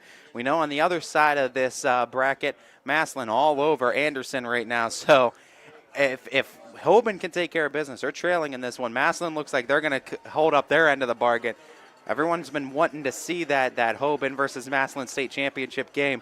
But you look at this Avon Eagles team, they're putting their hands up saying, hey, you can't forget about us either. Excuse me, you're going to have to go through us first in order to get to what you think. And I'm going to imagine it was a pretty good pep time halftime speech for Tim Terrell, because Hoban actually came into this season with a chip on their shoulder. They felt that they let one get away last year, especially with the running back that they had, in their arsenal. They felt that they should have won that state championship. So it's been a mission. It's been a chip on their shoulder. And I'm going to imagine he looked at them and saying, you've got 24 minutes to decide your future here. As Hoban, the last football team under the YSN banner, still alive in the playoffs too, as we're staying with them every step of the way too. And for the folks home at Youngstown that maybe aren't completely on board with it and saying Hoban, not a local team, even though they are in the Northeast, you look at Coach Terrell. I mean, he already had his stint with Youngstown State, but you've been educating me too. It goes further than that. He had his stint at Youngstown Ursuline, so he's about as Youngstown can get, coaching up here in Akron. He absolutely is Youngstown through and through, and he's brought a little bit of that Youngstown attitude, I like to say, to Archbishop Hoban. And I just love the way he coaches. He's very down to earth. And I know when you and I first got to see him here a few weeks ago for the first time, Ty, we were like, wow, look at this offensive line. We're thinking, boy, they're dominant. And then when he told us that was only their second game all season, I was like, what? Excuse me? It's impressive to say the least, as the Knights to open up with possession. Owen Warwick to boot it away from the 40-yard line, as back to receive the kick for the Knights. You got a mix of Tyson Campbell, Albert Hill, Parker Falkenstein too. Kick is away, and it was actually going the short way, and it's hauled in by the Knights. And interesting to see from the Avon Eagles, almost a squib kick variety. It's hauled in just shy of the 50. So you give Hoban short field, but they were going 50-50 to try to get the ball back. It almost looked like they were going to try the onside kick. It just took a very bad bounce for him. And just like that, you've really given the Knights offense excellent field position to start this second half. Interesting play call to come out of the half. I did think about it in the back of my head, too. Would Coach Elder actually try to kick it away and give them the opportunity? Well, they got the opportunity anyway, and they got a short field in front of them. On the 47-yard line of their own side of the field, the Knights trios to the right. Handoff goes to Jones. Caleb Jones goes up the middle for about 4. And if that's any indication of what is to come, This is going to be a show by Mr. Caleb Jones. And you talked about keeping fresh feet. You also talk about just making sure you got all your right pieces healthy. You don't want to play for next week without getting there, but at the same breath, you also want to make sure you got the key pieces going into next week, Absolutely, too. And you have to get there in order to meet your goal. And I expect to see a heavy dose of Jones this second half. 2 receivers to the left, 1 to the right of Juice. Behind him is Jones. Goes back to Jones. Jones just feeding through the defense for a first down. Wow. And as much as I like watching Feaster because he runs hard, Jones is just so smooth coming through there. And he just makes it look effortless. And, like, you cannot arm tackle Caleb Jones. It's a difference between a senior and a freshman on the gridiron, and you can see it for sure. Just those little things, right? It's the little things that he does. A little more bunched up, only 1 receiver in the set. He's on the far side of the field to the right of Boykin. Again, Jones on his left hip. Snap, handoff to Jones. Jones looking for a gap. Avon closes it up quickly, and it looks like maybe even a loss of yardage right there near that line of scrimmage. Yeah, I think he lost about a half a yard on that play. And, again, Avon adjusted very well already into the third play of this second half. They just gapped into that middle. But that could set something up for Archbishop Hoban, because if you start putting 8-9 guys in that box, somebody's going to be open. As Jones, and almost exclusively the lead back now as he's on the right hip. Trips to the right as well for Boykin. He has a single receiver to the near side left. Rolling out to his right. Finding the receiver, no, at the ankles and incomplete. Trying to get it and dump it off into the flat that time and pick up some extra yardage that way, but not to be. That was actually probably a smart play to put it at his feet and let it be incomplete, because if that pass is complete, Jones was going to get absolutely lit up. The linebacker just trailed that play the whole way, and his eyes were lighting up. 3rd down and 10, so after picking up the first and getting themselves to that Avon 41, the Knights now have a 3rd and 10 staring them dead in the face. They're going to send 2 receivers near side to the left, 1 to the right, extra blocker as well for the Knights. Takes a snap, does Boykin, little dump off at the line of scrimmage. Look at this spinning from Feaster trying to get the first down. He comes down at the 35-yard line and shy of the marker. Actually, they're going to mark him even further, too, on that dive. So, excuse me, call it a 3rd and 1 instead of a 3rd and 3. Well, I think the big thing there is they marked where his forward progress was, because there was about 6 Eagles players that picked him up and pushed him back. So all of a sudden, you take it from 3rd and just over 10. Now you're sitting at 4th and 1. Knights and Avon both bringing in the big boys, needing a yard. Tight bunch. Under center is Boykin. Boykin hands it off. Head start. Feaster gets tripped up, and I don't think he got it. Depends on where they say. Feaster was tripped up shy, but it all depends on where they mark him. I think he's going to be short. And it looks like he was short. No indication, though, yet. They're gonna measure this Official one. Timeout. Yeah, it is going to be. If I'm eyeballing this up here, they needed to get just shy of the 31. That ball looks like it's probably about 8 inches short.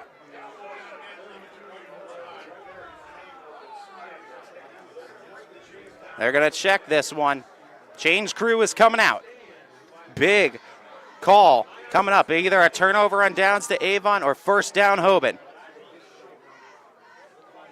One side of the chains planted. Football is set. And he's short. Wow. Avon football by not much, but it is Avon football. It was less than, it's about 8 inches. I think I was pretty close on that one. But I'll tell you what a the defensive line dropped. The linebackers were able to come in. They penetrated. Great play by the Eagles defense, and it's one, if you're Hoban, you had to go for it. You were literally sitting too far to kick a field goal, but you were in no man's land. Yeah. So, 32-yard line. And I think it's the first time we saw Juice under center. It was, and not too often. They went with the head of steam, but it didn't pay off. 32-yard line, Avon takes over. First and 10, first Eagles possession of this second half. 2 to the left, 1 to the right, snap out of the shotgun, rolling to the left, direct snap that time. Went to Kepner as Kepner got himself a yard on the effort. Yeah, that was a lot of running just to get a yard. Get your cardio in, your steps, right? Yeah, getting those steps in for the day. But you look at it again, the Hoban defense up to the challenge there, and this is what they're going to have to do. They've got to shut down their offense and give the Knights offense as many opportunities as possible. And a false start penalty going to come in, it looks like, on the Eagles, as, again, the snap that time by Elder. But the officials not going to let them get away with it on the forward motion, I think. Now, what's bizarre there, they've done this the whole game. They come up, they set, and 2 of the linemen have moved up every time. Was there something said at halftime? Because, boy, that flag came out very fast. Yeah, they made sure they shut it down, too. Because the Eagles were kind of looking around, hands on their hips, wondering what they did wrong. And you're right, they've been doing it. I thought the motion by the quarterback Elder was he motioned forward maybe a little bit, too. But, again, like you said, Mike, maybe something that Hoban made aware to the officials. 2 to the left, 1 to the right, running back on that hip. It's Caffey. Oh, he slips the defender. He has open field in front of him. 20, 15, 10. No, tackled at the 10 and a touchdown saving tackle by the Knights. But great field position nonetheless for Avon. Xavier Williams will save a touchdown, but all the momentum has just swung to the Eagles. And it's 1st and goal, 6-yard line. Avon looking to book their ticket to the state title. Right back to that ground game, attacking right side of the line, pushed into the end zone, touchdown Eagles. Wow. Boy, did they fire through on that one. That was quick and just something we haven't seen Hoban's defense give up. 13-3 on the score. And an extra point now pending here for Avon. And actually a penalty flag, on the field. And they're going to go against the Knights. Yeah, I'm going to guess that's a personal foul. Now, they got their choice here. They can move that ball and go for 2, try and make it a 15-3 lead. And I'm going to imagine that's what they do. Looking to add some extra. No, they bring the kicker out, it looks like. Warwick.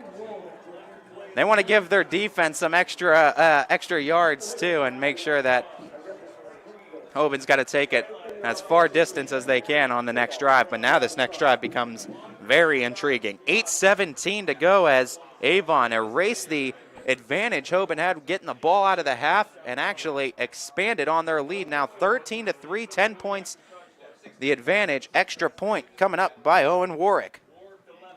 Warwick kicking with the southpaw foot I guess you guys could say the south heel, and he makes it through. 14-3, Avon in front at 8:17 to go in the third. Big touchdown by the Eagles on a huge run by Caffey. As you look at what the Eagles have now with this 11-point lead, this next possession becomes very, very important for the Hoban Knights. Can't really feel with the defense of both teams, you feel like you can't give it back up to Avon down by 11. No, this is absolutely, and since week 10, this is the only time Hoban had trailed all season. That was the St. Ed's. Now, this is their biggest deficit of the season. It has gone to double digits, down 11, and you look at that drive, 1:09. Most of the damage done by Caffey. He had the big run, takes that in. 66 yards of that is all on Caffey on that series. And now you guarantee this will be a squib kick. No doubt. From the 45-yard line of the Knights is where Avon going to be kicking this one away from. Knights still looking for their first touchdown in this one. Trail by 11. Warwick out for the kick.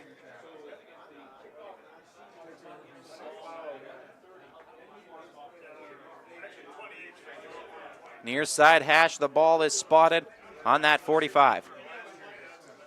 Warwick into his motion, and that squib kick, actually an onside variety. Knights able to jump on it and they'll get it at their own 35, 34-yard line right in that area. So you still gave them decent field position. And in that case, I think you're better off to pooch that deep. And just get the extra 10 at the 25. I mean, I guess you're looking for that extra possession in this case, too, to really start putting it on Hoban, putting that pressure on him. But like you said, the Knights hands team takes care of business. But now that's only one part of the battle. The other part, you're down by 11, desperately needing points. 8 1/4 left in the third quarter. Knights keep one receiver, far side of the field, right of Boykin, 2 to the left. Running back again, Jones, going to be featured on this one. He sits at the tail of Boykin. Boykin snap, handoff to Jones. Jones tripped up near that line as he got about 2, it looks like, on that carry. Well, and again, you're in a position here, you almost are going to have to score on this drive if you want to keep running the ball. Because if you don't, now you're really putting a lot of pressure on your defense. And all the momentum is riding with the Eagles at this point. And you start cutting out some big weapons from the Knights if you take away that run game. That's been primarily one of the focal points of the Knights offense this year. 3 receivers to the right, empty to the left for Boykin. Takes the snap, goes screen pass to his right, finding the receiver on the screen, fighting for extra yards near the first down marker. They're going to give it to him. First down, Knights. Good play on there as they get that one done. And just moving those sticks out to the 46-yard line. So it's a positive play. Now you catch your breath a little bit. Let's get things rolling. Everybody stay on the same page. That was Jackson Calloway, too, on the catch. That was his second one today. That is his second play, and I believe he's a sophomore. Yeah, and he's coming through with some big plays here. Another first down catch, second first down catch in this game. 1st and 10, fresh set of downs. 2 to the right, 1 to the left. Handoff Jones. Jones just pushes the pile of defenders, linebackers sitting in front of him, and he gets on the right side of the 50 with that first down run, and he also simultaneously about gets half the yards needed for the next first down. Yeah, absolutely. 5 yards on that play, and it's just pure power coming in there. And, you know, this is where Avon has given you yardage in between, you know, to about their 30, and then, boy, they have just clamped it down. The Knights have to find a way to make something work. Knights going to put one receiver near side of the field to the left, trips to the right of Boykin. One goes into motion. That's Cook. Handoff goes to him on the jet sweep. Actually, excuse me, that's Xavier Williams as a flag comes in. Williams gets back to the line of scrimmage on the jet sweep. That one's coming back big time. Yeah. There was a hold. Yeah, as the penalty flag, holding called on the Knights, back them up 10, so 2nd and 5 to 2nd and 15. And again, penalty flag not favoring Hoban. And that has been the killer all night, Ty. Every time they get something cooking, the laundry has come out on the field, and it just kind of just thwarts any momentum that they've been able to build. And now the Knights going to have to do it again the hard way with a 2nd and 15 in front of them. You got to feel like in this drive in particular and going forward, if they could keep this an 11-point deficit, 2 points conversion is probably on the table anytime Knights score a touchdown, if they can at this point of the game. Yeah, absolutely, because you've got it. You want to cut it to at least a one-score game, potentially a field goal. 2 each way, left and right for Boykin. Snap out of the shotgun, quarterback draw. They try to close it up. Boykin avoids the first tackle, eats up over half the yardage he needed, and a flag comes in, and I think this might be a late hit against Avon. I think it's going to be helmet on helmet. It looked like the kid absolutely come in from Avon but they're trying to point the other way like it might be on Hoban. It does. Let's see what the call officially is on the field conference by the officials. Boykin was going down, diving it looks like, or sliding rather, after getting about half the yardage needed. A tackle came in a little bit late.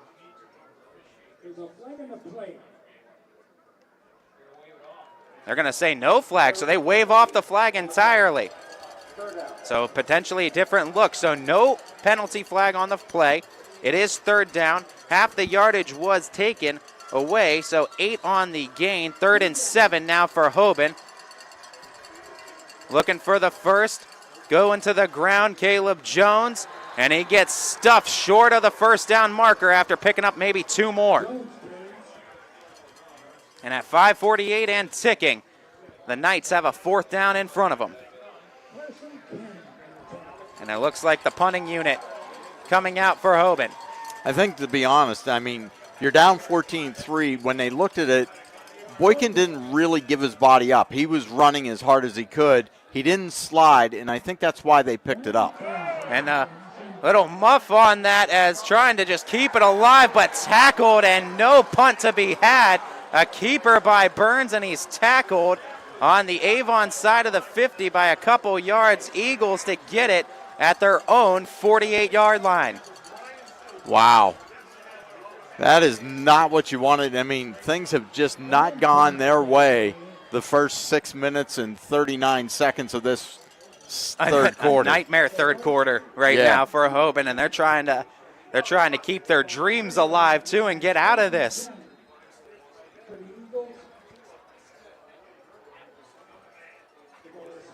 Knights running out of time to wake up from the turkey coma from yesterday. Yeah.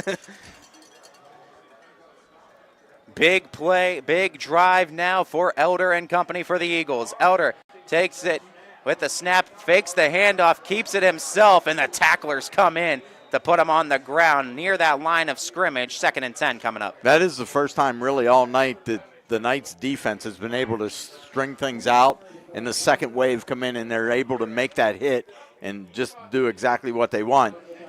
But kudos to what Avon's doing here, because if he pitches that, could have been a big play. But those guys, if you're Hoban right now, you got to sell out, Ty. 2nd down, 10 to go, 4:45 in the third quarter. 2 to the left, 1 to the right of Elder. Puts 1 into motion, left to right. Handoff goes to Caffey. Caffey goes up the middle. Caffey gets about 4 on the carry. Flag also comes in, it looks like, in that backfield.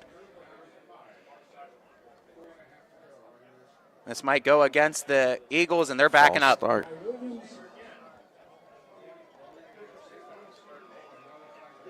Actually, looks like it might be a holding. No, illegal formation, the official call. So the illegal formation will back them up 5. 2nd and 15 now in front of the Eagles. So the Knights trying to get a stop. Eagles trying to put the pedal to the metal at this point. Yeah, absolutely, and they've got to come up with a big play here just to set it up to 3rd and long. Single receiver, left and right. Snap out of the shotgun, stay in the pocket, going far side of the field on the streak route, and an incompletion. Intended that time, it looked like, for Maxey. Off his fingertips, too. I mean, it was there. That ball just kind of hung, and I thought he was going to get under it, but he just missed it. That's one, man, you've got to come down with. These are stellar cornerbacks, too, and you got to credit Elder for Avon going right against this strong secondary of Archbishop Hoban, challenging them to and trying to extend them to their breaking point on these deep passes as well. 3rd and 15 to go, 4:10 to go in the third quarter. Eagles show 3 receivers on the set, 1 left, 2 right. Running back on the hip. Looking in the pass play, rolling out to the right. Toss goes nowhere to that Eagles bench on the near sideline as it's 4th and 15. No one down, open on the field. Good chase out by the Hoban defense. Yeah, absolutely. They got some pressure in there, and the young quarterback just played it smart. Don't throw it back over the middle where maybe it gets picked off. And that way it just, you set up, you punt, and you're going to make Hoban drive again. Punt coming in from Warwick. Looking for the bounce. Hauled in near the 20. Rolling up far side of the field. Got 1 man beat. Got 2 men beat and pushed out near that 45-yard line. All right, if you're Hoban, you've dodged some bullets. You're still down 11. You've got to get something cooking here. And I would say, Ty, this might be a must-score drive for them. Knights will start on their own 42-yard line. 3:53 remains in this third quarter of play. 14-3, Avon is in front. Knights' lone score came on a field goal in the waning seconds of that second quarter. That at the time put them down 7-3 to Avon. Avon came out of that third quarter with a score first drive. Knights looking for offense. They go into the screen pass again. Jackson Calloway featured, and he got lit up at the 45. Wow, did he get hit on that one. They may have knocked his pumpkin pie out of him. He did get 4 yards, and one of the toughest earned 4 yards of the entire season for Mr. Callaway. And at 3:30 and ticking now, clock rolling, 2nd and 6 for Hoban. Trying to get on the other side of the field as they approach the midfield marker from their own side. 46-yard line, trips to the right, single receiver near side to the left. Jones behind, Boykin out of the shotgun. Boykin takes the snap. Boykin stays in the pocket, searching the middle, avoids a first tackle, rolls to the right. QB draw, keeper, and he gets the first down. Nice awareness, nice improvisation skills from Mr. Boykin, and Juice gets all he can out of it. Boy, Juice absolutely named right there because he squeezed everything out of that play he could get. And what about his patience? Because when that first guy come in there, you're thinking sack. What a move he makes right at the very end, and that freed him up to at least move the sticks, get him into Avon territory. Avon 45, the night station now. Again, similar look, trips to the right, single receiver left. Again, Jones on the tail of Juice. Juice out of the shotgun, snap, handoff, no, keeper. Juice pushed out of the pocket, rolling to his right, using the legs to the 40 as he's pushed out of bounds, and again, the pressure is there for Avon, but Juice is just juking and jiving his way out of that backfield. He has been very evasive because that is 2 plays in a row. He has escaped losing yardage with his legs, and he's doing everything he can right now. I think he's going to try and just help get things going here for the Knights. 2nd down and 4, sub 2.5 minutes in the 3rd quarter. Knights show 2 receivers to the right, 1 to the left. Extra blockers as well in for the Knights. Handoff, going up the gut with the run, 1st down. Oh, still on his feet, Xavier Williams says, see you later. Touchdown, and a flag comes in late, but a touchdown for the Knights temporarily. Wow, I don't know how he got out of there. Xavier, he went into that pile and just emerged. Yeah, all of a sudden he just scored it out of there, and I think they're going to give him a taunting penalty. Wow. Did extend the ball out too, and a little bit of showmanship on the way to the end zone that time for Xavier Williams. Yeah. They've been utilizing Xavier Williams in jet sweeps, and that time they used him as a straight back that time. Yeah, he was straight up in the backfield, comes through on that one. We'll have to see where it goes. I think the touchdown will stand, and they'll probably put it on the kick. Let's see what the call is.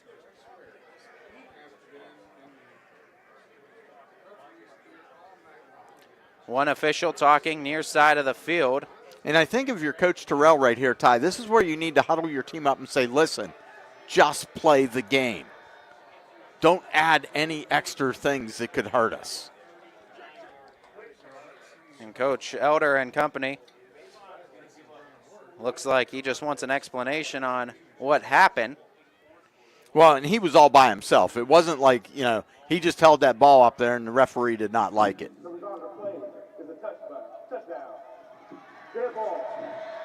An unsportsmanlike conduct. So touchdown does stand. Puts 6 on the board for the Knights. But now we talked about the 2-point conversion being a possibility. Now you take that 15 on this. That pretty much erases that being a possibility. Well, they didn't take it here. They're going to want to take it on the kick to give their offense the best starting position they can. So this is going to be interesting, too. And they're going to kick it. They brought out the field goal kicker. They are bringing out Jeremy Hamill. Hardman, the holder. Schlater, the long snapper. Snap down, kick up, and it is through the uprights and good. The Knights have made this a 4-point game. Huge touchdown by Xavier Williams as he was able to break away through the pile all the way to the house for 6. Tack on that extra point. And we got ourselves a brand new ball game. We got a football game, but we still need some defense to show up for Archbishop Hoban because they're still -4 on that scoreboard. And for this upcoming kickoff, like you said, they chose to enforce the unsportsmanlike conduct penalty on the kick. So 15 yards going to be enforced from the 40 now back down to the 25 is where Hoban going to be kicking this one away from. Ryan Burns, the kicker, on the kickoff attempts. He's going to come out with that unit. Now that drive for Hoban was huge. This one equally as big too, because now you're starting to feel that momentum potentially start to sway one way, and this is a big drive for Avon to try to get themselves back on the offensive roll, get themselves established. Well, and this is where Hoban's defense has showed up. They've been able to force some turnovers. This would be the perfect timing and opportunity for it. Haven't had one today, have the Avon Eagles. They played a very clean game of football. Only turnover was a turnover on downs. Went with the squib kick attempt. It's hauled in just shy of the 20. Making a move past the 30. Going for the 35. Knight's going to swallow it up there and stop them just shy of that mark, maybe right on it. 35-yard line. Avon's own is where they'll take over. 2:11 in the third. All right, this is it. I mean, I think you've got to show up. This is a series where you need to get off the field quickly. You need to just build some momentum, because if you can put another solid drive together, all of a sudden you could swing the momentum big time. Knights trying to hold strong and get the ball back for a chance at the lead. Elder and company for Avon has been playing dynamite. 2 receivers to his right, 1 to his left. Single backfield, 1 into motion. That's Maxey. They hand it off up the gut. Flag comes in prior to the handoff, and it looks like false start. Another one called on Avon, second of the half. So you mentioned it, Mike. Something was clued in, and it had to be, because there's something they're watching on that Avon offense now. Yeah, and that's too, like, before the play. Like, you can see something was definitely signaled, because they were perfect in the first half. Yeah, it was a very clean brand. Back them up 5, 1st and 15 now. Avon, same look, 2 to the right, 1 to the left, snap, handoff.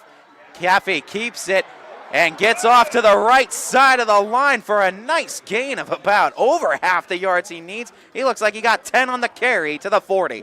Wow, big play by him as he picks up 10 yards. From nothing to something. And he bounced it out of there, which, they weren't expecting. And I think the thing here now, you turned it from 1st and long to 2nd and short. The defense for Archbishop has to come up big now. 2nd and 5 now in front of Avon. Minute 35 in the third. Backs both to the right, keeper that time by Elder, and Elder gets pushed down after a gain of about half of what he needed. 2 to 2.5. Brings up 4th and about 3 to 2 yards.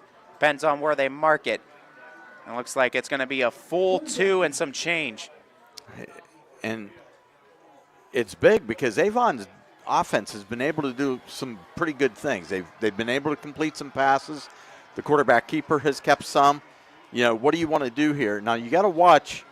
They're just breaking the huddle. There's only 10 seconds left on the play clock. Are they going to get it off in time? 1 each way for Avon. They get themselves set up. Last few seconds ticking away. And we're at zeros on it, and whistles blown, and a timeout had to be called by Avon. And just got that off before the flag flew. And Coach Elder hates to have to use one of these 3 timeouts at 44 seconds in the third. Second half, it's a little bit different than first half. You don't want to just give those away. No, because that could loom big late in the game, because if the Knights stop them on this play, they've wasted a timeout. But again, you're sitting at 3rd and short. You don't want it to be 3rd and 8. So I understand why you take the timeout, but again, they were very slow getting that play in. Not the time to have those brain clouds start taking over too, and memory fog start clouding some judgment plays. This has been a very sharp Avon team to this point. They've been playing, like you said, darn near perfect this entire game. And this is one of those times where a little bit of lapse in judgment from the entire team, too, not paying attention to the play clock. Yeah, absolutely. And those are things, again, you have a young quarterback in there. And that's something you've got to live with. Knights, defense out. Avon offense, 1 receiver each way, 1 running back each hip. The keeper by Elder rolls out to his right, looking for yards. He dumps it off, and did he get the catch? He did. First down? No, it's going to be close. I think he's shy, though. I think he's... Let's see. According to that marker, It's 4th and 1. He was. I thought the extension. He extended it after, and I thought maybe he got it. No dice. 4th and 1. Huge play coming up in this one. If the Knights are able to hold it, they get the ball back at the 45-yard line of Avon. You got to wonder what they're going to come with here because, and again, your shotgun. 3 receivers set, 2 right, 1 left. Running back behind that left hip. The direct snap goes to the back. The Knights look like they were ready for it, but I think they got it anyway. Very close.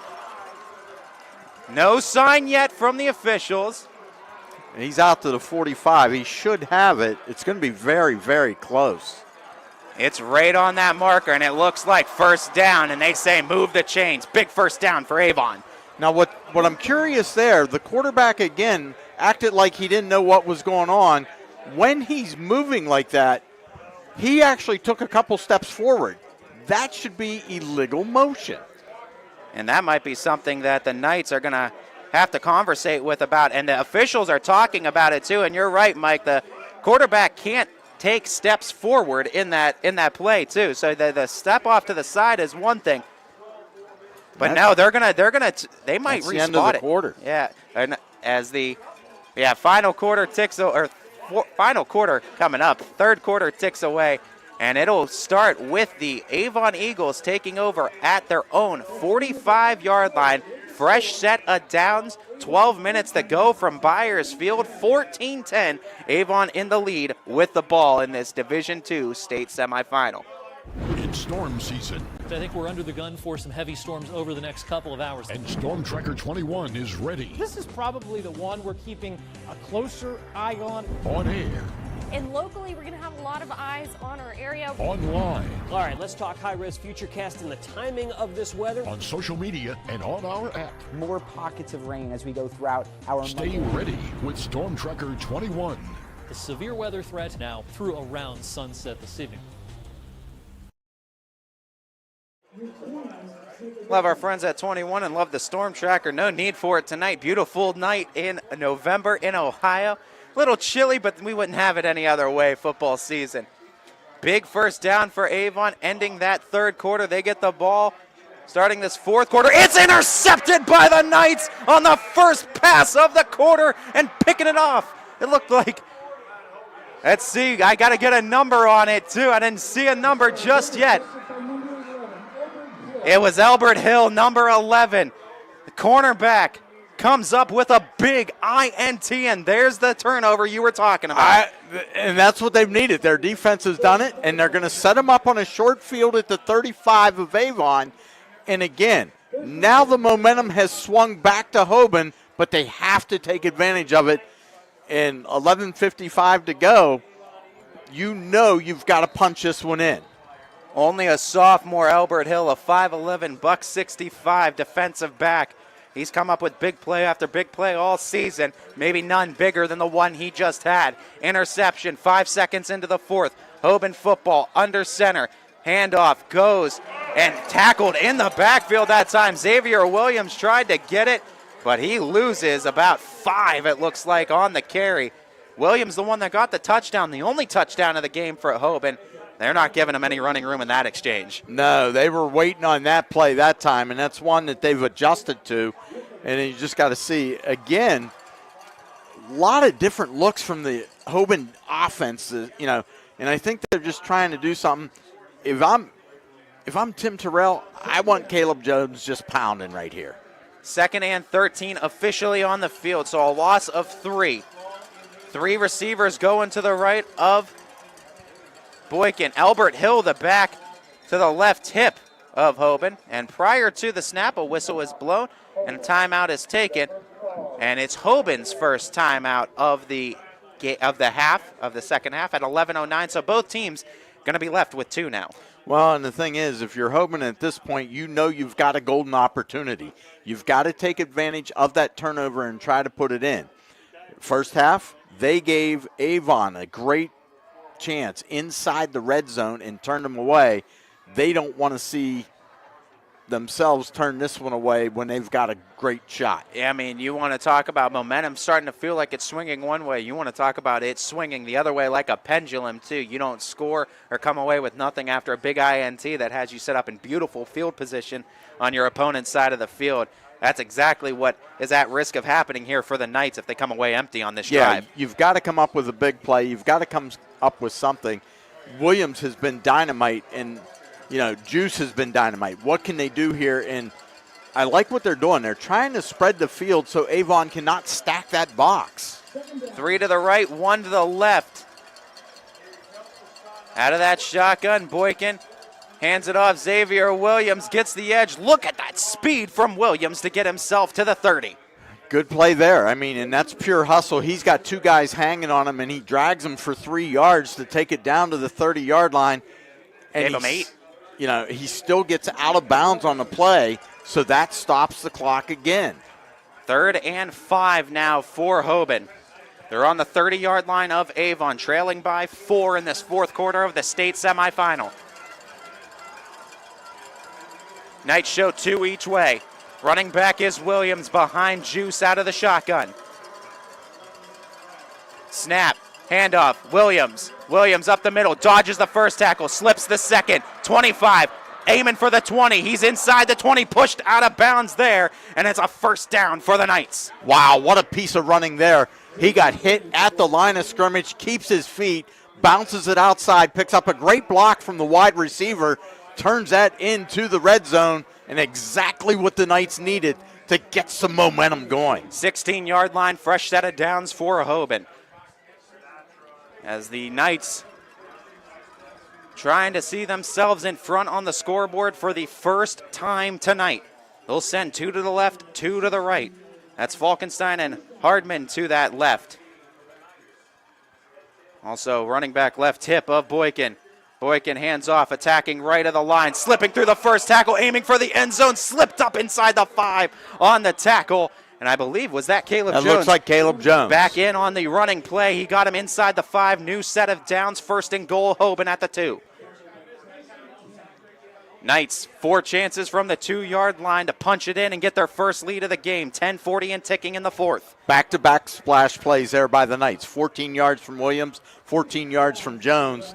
Everything's kind of snowballing their way.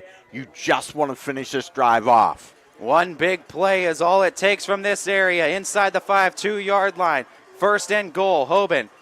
1 receiver each way, stacking it up the middle, attacking up the middle, falling through the end zone. No signal yet. There it is. It's a touchdown. Hoban takes their first lead. Caleb Jones just would not be denied. He got to the 1 and then looked like he just turned his body sideways and launched in like a rocket. As the extra point now pending, but a 16-14 lead for the Archbishop Hoban Knights. And 10:17 left to go in this 4th quarter of play. Boy, oh boy, do we have an interesting one cooking up here from Byers Field. We absolutely do. Like you said, that pendulum just keeps swinging and swinging. This is all you can ask for in this late season high school football. The kick is up, and it just does hook inside that left upright. It was scary how it was angling, but that 3-point lead is massive. You talk about difference between a 3 and a 2-point lead this stage of the ball game. That's huge for Hoban to have that go through the uprights. That was so close. And you could see the referee. His head was up. He watched that the whole way. Big, big turn of events. You got the interception. You punched it in, and it didn't take them long. That drive only took 1 minute and 38 seconds. So, and you got 2 big, it was all on the ground. 2 great running plays. Williams avoids a tackle, gets a great block to pick up 14, and then Jones, again, that's that change of pace. You went from the speed to just the thunder. What's the kind of speech right now to the team to kind of weather the storm now that they're down for the first time if you're talking to Avon? If you're Avon, you know you've moved the ball twice. You've hit a couple big splash plays. Don't go panic mode yet. But they've also got to quit taking penalties, because if they keep taking penalties, it only helps the Knights' cause. Ryan Burns boots it from that 40-yard line. It angles to that 10. Inside of it is where Avon will take it. move up the middle of the field. Knights will stop it just past the the ball 25, out? and the ball does come out. Knights at first saying they have it, but I don't think it's the case. No, it is Avon football. But that's almost twice now. They gave up the interception their last drive. That was almost a second costly turnover. This is not the point of the game where you want things to start unraveling if you're Avon. Yeah, and that's exactly what you don't need. And, you know, you've turned that ball over already, and you're facing a 3-point deficit. That would have been golden opportunity. But, again, this is where the Knights' defense has flourished because for the first time, all the pressure now is riding on Avon. Avon comes out without her one running back each hip. They keep it on the ground, gave it to the left, and going up the middle, not much running room to be had. Hoban faithful starting to get into it. Far side of the field is getting loud. It absolutely is. And, again, you're going to try and run that Knights defensive line. Boy, they've got an extra shot of adrenaline in them right now because they don't want to give up that lead. First time they've held it all night. And this is a defense that has been stellar when they are playing from in front. 2nd and 8 in front of Avon. 3 receivers to the right, 1 to the left, trying to fire left near side of the field, tucking and holding it out at the 30. It'll bring up 3rd down and about 5 now. And on that catch, it was number 12, Grant Barr, sophomore on this squad. So 3rd down. And 2. And you can go several ways here. They've had decent runs. They've had decent passes. But, boy, the Knights need to play. Gave him a couple extra yards on that 3rd down and 2. A running play. Oh, tripped up, but the second effort looks like they got the 1st down as Caffey refused to go down on the trip up. And, boy, oh, boy, that second effort gives them the 1st. He just got there. He needed the 35, and he got every inch of it because he just got there. Big run by Jacorian Caffey. 2 right, 1 left, handoff. No, keeper fires to the tight end in the flat, and the tackle comes, but not before a 1st down for Avon. That time they got it too. Ty Beerbaum getting the tight end involved now as Beerbaum gets the catch and the 1st. Hey, big play there, and back-to-back plays, you've gotten 1st downs, and all of a sudden you're out to your 46-yard line. Under 9 minutes to go, 8:50 and ticking. 2 to the right, 1 to the left, snap, handoff, up the middle, push them back. Knights reinforcements come in. It's a loss of 3. Nowhere to run on that play. Absolutely nowhere as the defensive line just stood them up. Bell, JPS, Crawford, all in on there. And I'm still waiting for Tanner Mintz. I haven't called his name all night. I know it's coming. He's got big game running through his veins, no doubt. 2nd and 12, officially on the field. Avon trying to keep pushing it forward. 1 into motion, going right to left. Snap. 3-step drop out of the shotgun, staying strong in the pocket. Intercepted, no! In and out of the hands. Right in the hands, an INT that was not to be. Oh, Tyson Campbell definitely wants that one back. That was just mailed to him, and you could see his reaction, and if you're Avon, you got away with one there. And now, that ball kind of sailed. After 1 interception in the last drive, that one being close, does that start backing them off the passing game? But it feels like it's not the time where you can. I don't think they are because they're still spreading that field. Trips to the left, including the tight end Beerbaum as a receiver. They're going to bring out Caffey as well, emptying the backfield. 4 receivers to the right, and prior to a timeout going to be called by Avon. So that'll be their 2nd, and that'll leave them with just 1 at 8:02. I mean, at this point of the game, you already used 1. You're looking more here and now than thinking future purposes, probably because you're down by 3 at this point in the game. Well, it is, and you know that both defenses have been stingy. Yes, they've given up some big plays in this one, but that was to be expected. And now you know where you're sitting, and this is a 3rd and 12 play. You've got to move the sticks. If you don't move the sticks, you're going to have to punt the ball. And the way the Hoban offense has been the last 2 drives, they've scored. Yeah, I'm not sure you want to give them that ball right now. It's going to be tough, too. And, I mean, you give the Hoban offense the ball back, too, and we're under 8, maybe even under 7 minutes at the time, and they are able to punch it through the end zone again. Then the task becomes super daunting if you're Avon. So this is a big series of plays. 3rd and 12, obviously it depends on what they do here, 3rd down, but you got to feel like you eat about half the yardage here. 4th down might be in question here of if they go for it. Yeah, absolutely. I mean, you just got to see where they get. I think if they get over the 50, they're going to try. Spread things out now, 2 left, 2 right, 1 running back each way, 1 into motion left to right. That's Maxey taking the snap, shotgun, rolling to his left, looking, Elder fires to the near side, incomplete, aiming for the 40-yard line of the Knights, and it looks like that was Maxey, his target. It was. Yeah, great coverage by Albert Hill on that play. He was with him every step of the way. And again, I'm looking at his passes. He had 1 pick, should have had a second one picked. That one kind of sailed on him. So he's played great through 3 quarters, but maybe a little jitters knowing that what's on the line. Punt is away, and it's dropped by the Knights. Jumping on it, though, just inside the 20 to keep possession was Falkenstein, as almost a dangerous play. And, I mean, it's the weather that's affecting it, too. I mean, hands are cold, too. Maybe you don't have the feeling in all the digits right now, too. Yeah. And that can definitely affect how it is on the gridiron. I would certainly hope that, somehow, some way you're staying warm. You got hand warmers or something. But if all the adrenaline's got to be pumping, because you look at this, there's 7:48 to go in the game. And for Hoban, this is a drive. If you eat enough time, you can literally ice this game. Under center right now is Boykin. 3 to the left, empty right, running back behind him.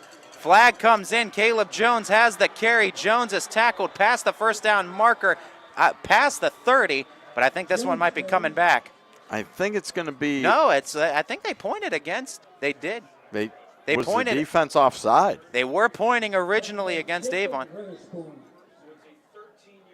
Wow, big run there by Jones. So give the 13-yard run to Caleb Jones then, and a first down for the Knights. And they're going to actually tack on the penalty on top of that. 5 yards on it. You were right on the defensive encroachment, I believe. Illegal substitution. There you go. We finally get the call on the field. We were speculating. That only gets us so far, too. We got it, the official word from the officials. Big play, though. Fresh set of downs. Hoban moves forward. 3 to the left, 1 to the right for Boykin. Boykin takes the snap, keeps it himself, trying to follow his blockers, but only gets about 2 on the carry to the Hoban 40. Hey, it's going to get tough sledding right now. We know both defenses are good. They actually moved that ball back a yard, so but a gain of 1 instead of 2, rather. Yeah, but the big thing here, Ty, is that clock's moving, and you got to remember, if you're Avon, you've only got 1 timeout left in your pocket. Scoring touchdowns against this Hoban defense is easier said than done, too. Putting any points against them. Again, similar look. Receivers loaded out to the left, empty to the right. Under center again is Boykin. Boykin hands it off to Jones. Jones finds the hole. Jones carrying defenders past the first down marker. Wow. Caleb Jones just put his head down and said, "Get on my back, because I'm coming, fellas." As the first down for the Knights. Move the chains, keep the clock rolling. Hoban 2 yards shy of midfield at their own 48. And if you're Hoban, you definitely want to huddle up. You want to use every second on this play clock right now. Knights break the huddle. 15 seconds on that play clock. Assignment sound, 1 left, 1 right. Extra blockers in front of Boykin with Jones on his tail. Boykin takes the snap, hands it off. Jones keeps it, waits, delays, goes up the middle, gets a half the yardage needed. Okay, so Caleb Jones, maybe this is his time of the night. They've done it great. I love the way it's been. Could be Feaster, could be Williams, could be Jones. Right now it's Jones' time. Hey, I want to give you an update. Massillon has punched their ticket to Canton next week, 55-7. Ooh. Emphatic, impressive too, as Cincinnati Anderson didn't know what hit him. 2nd and 5. from Byers Field. Hoban, again, that similar look. Under center once again is Boykin. Hasn't been doing it often. He's doing it now. Williams gets the carry. Xavier Williams to the 40. Stays on his feet. Tackled inside the 40. Shy of the 35, but they push forward further into Avon territory with that first down run by Williams. Well, that's another 10-yard run as he chucked that one off, Ty. And again, you're changing that up. You got the power of Jones, and now you're going to the speed of Williams. You want fresh legs on there going up against that defense that has been out there a long time here in this second half, too, primarily this fourth quarter. Knights are doing a good job bleeding that clock away. Fresh set of downs. 5 minutes left, fourth quarter of play. One each way. Shotgun look for Boykin. Handoff to Williams. Xavier Williams. Oh, good avoidance of tacklers. Williams just finds a first down once again to that 25, inside of it, actually. What a cutback move he made right at the line of scrimmage as he got through the interior. And then how smart is he? The referee's there, and he used him as a shield. That was a perfect play by Williams. And again, he tears off another chunk of yardage. That's good for 14. 4:35 and ticking. Knights executing this fourth quarter exactly as they wanted to this point. Eating clock and getting field at the same time. Two receivers, twins to the left, empty to the right, extra blockers for Boykin under center. Boykin takes the snap, hands it off. No, a collision with Williams, and that'll be a loss of 2, it looks like, on the play, as Williams came back from the backfield and just collided with Boykin, and they both hit the floor. Signals definitely crossed up that one. One went one way, one went the other way, but they both went the wrong way. They ended up right in each other's if arms. That makes sense, yeah. But, you know. 2nd and 12. Not the worst thing, though, for Hoban. It still keeps the clock running, and that's, if there's any silver lining, I guess, in the loss of 2 yards, that's one of them. Knights come out of the shotgun with one each way. Handoff goes to Jones. Jones just trying to push the pile, but not a whole lot of running room to be had. He gets close to that 20-yard line, in between the 20 and the 25. Well, they're going to give him 2 on that play. And it's going to be a full 3rd and 10 now. Clock will be under 3 minutes by the time Hoban snaps the ball. Play clock at 20 seconds, 3:09 and ticking on the game clock. This is an absolute must-play for Avon's defense, but even bigger play if you're Hoban. You can literally start to ice this game away. Knights know it, and they might be holding for a timeout. They are going to walk to the sideline. Timeout going to be taken at 1 second left. And that'll leave the Knights with 1. Avon with 1 on the other side. 2:49, our clock stops here in the fourth quarter. Wow. You talk about nitty-gritty time in these ball games, Mike, and we're at it right now here on this state semi. If we go back about 30 minutes in real time, I'm sitting here saying this third quarter is not going Hoban's way. It looked ugly for a second. And it was almost, and you said it like, are they having turkey hangover? You know, and you were thinking to yourself, and all of a sudden they give up the long touchdown run and things just weren't going. But something ignited that switch towards the end of the third quarter into this fourth quarter for the Knights. There's nothing like having adversity of your dreams not happening staring you dead in the face. It doesn't become more real until it's right there in your face. You have to face it. It's now or never time. Well, sometimes the fear of failure can really just turn people into absolute animals. Yeah, I guess that's the best way to say it. And this has been a group of beasts on the field, this Hoban Knights team. Caleb Jones on the left tip of Boykin, 2 receivers each way for Juice. Defense spread out for the Eagles. 3rd and 10, potentially the game. The snap rolling out to the left. Oh, delay, but a sack in the backfield, and the Eagles come up with a big stop. They do, and unfortunately, again, for the second time in 3 plays, Boykin ran into his own player. He hit his offensive tackle, and that's why he went down. No timeout called yet by Avon, though, as Hoban could run this all the way down to about 5 seconds, and if they want to snap or punt, it's decision time now. Do you want to take more time? Because Avon's giving it to you. Well, here's the thing. You're going to wind it as close as you can, but you're really in no man's land. I think it's too far for a field goal unless you want to pooch this. They're going to go for it 2 each way. Jones on the left hip, 4th and 12. Looking down the middle. Pass is incomplete, I believe. Yes, it is. It hits the ground, and it's a turnover on downs. It was almost picked off, and it would have went for 6 the other way, Ty. It was a tick under 2 minutes, too, as very dangerous pass. But nonetheless, the Avon Eagles hold strong, avoid any other points going on the board. And now, with 1 timeout in their back pocket, 2 minutes to try to take it to the house and book your ticket to the state championship game. Yeah, and you're looking at this, and this tells me you got to ramp your defense up. But now, if you're Avon, how much can you run here? Because the clock only stops momentarily if you don't get out of bounds on the first down.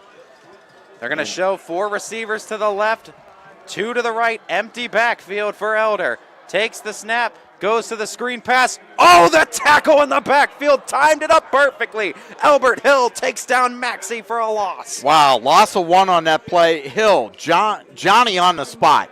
He just absolutely read that play, saw what they were doing. And credit to the young man out there, because he's by himself. That was the 3rd time they've run that play this game. It's a minute 33 and ticking. They shift the 4 receivers to the right, 1 to the left. Empty backfield again for Elder. Shotgun snap, takes it. Whistle's blown prior to, and it's a timeout by the Hoban defense as Coach Terrell and company must have saw something they did not like. And at this point of the game, you're going to utilize all your timeouts. Under 2 minutes to go. Game is on the line. Well, and that's it for Hoban. They've used all 3, but that might be the smartest timeout they've taken this half because there could have been something. I'm not sure if they read what the offense was doing correctly. Take a timeout. Catch your breath here. Now, the opposite of that is for Avon, it gives them another chance to line up a different play. As this is coming down to the wire right now, Mike. We got a minute 27, 3-point lead for Hoban. They've been holding on to it since this 4th quarter. They got their first lead here in this 4th quarter, but this one, anybody's ball game right now. Anybody can go to Canton at this point. Yeah, and I can guarantee neither one of these two know who's waiting for them. Yeah. They don't care at this point because you got to get past this one to get to that one. Avon and Hoban back out on the field. Eagles change the look up, bring the running back back into the backfield on the hip, right hip of Elder. Snap. In the shotgun, pass is across the middle, a diving catch. What a grab that time by number 12 in Grant Barr. Great catch by Barr. And field goal range still does it for you, too. You do have that 1 timeout if you can get into range.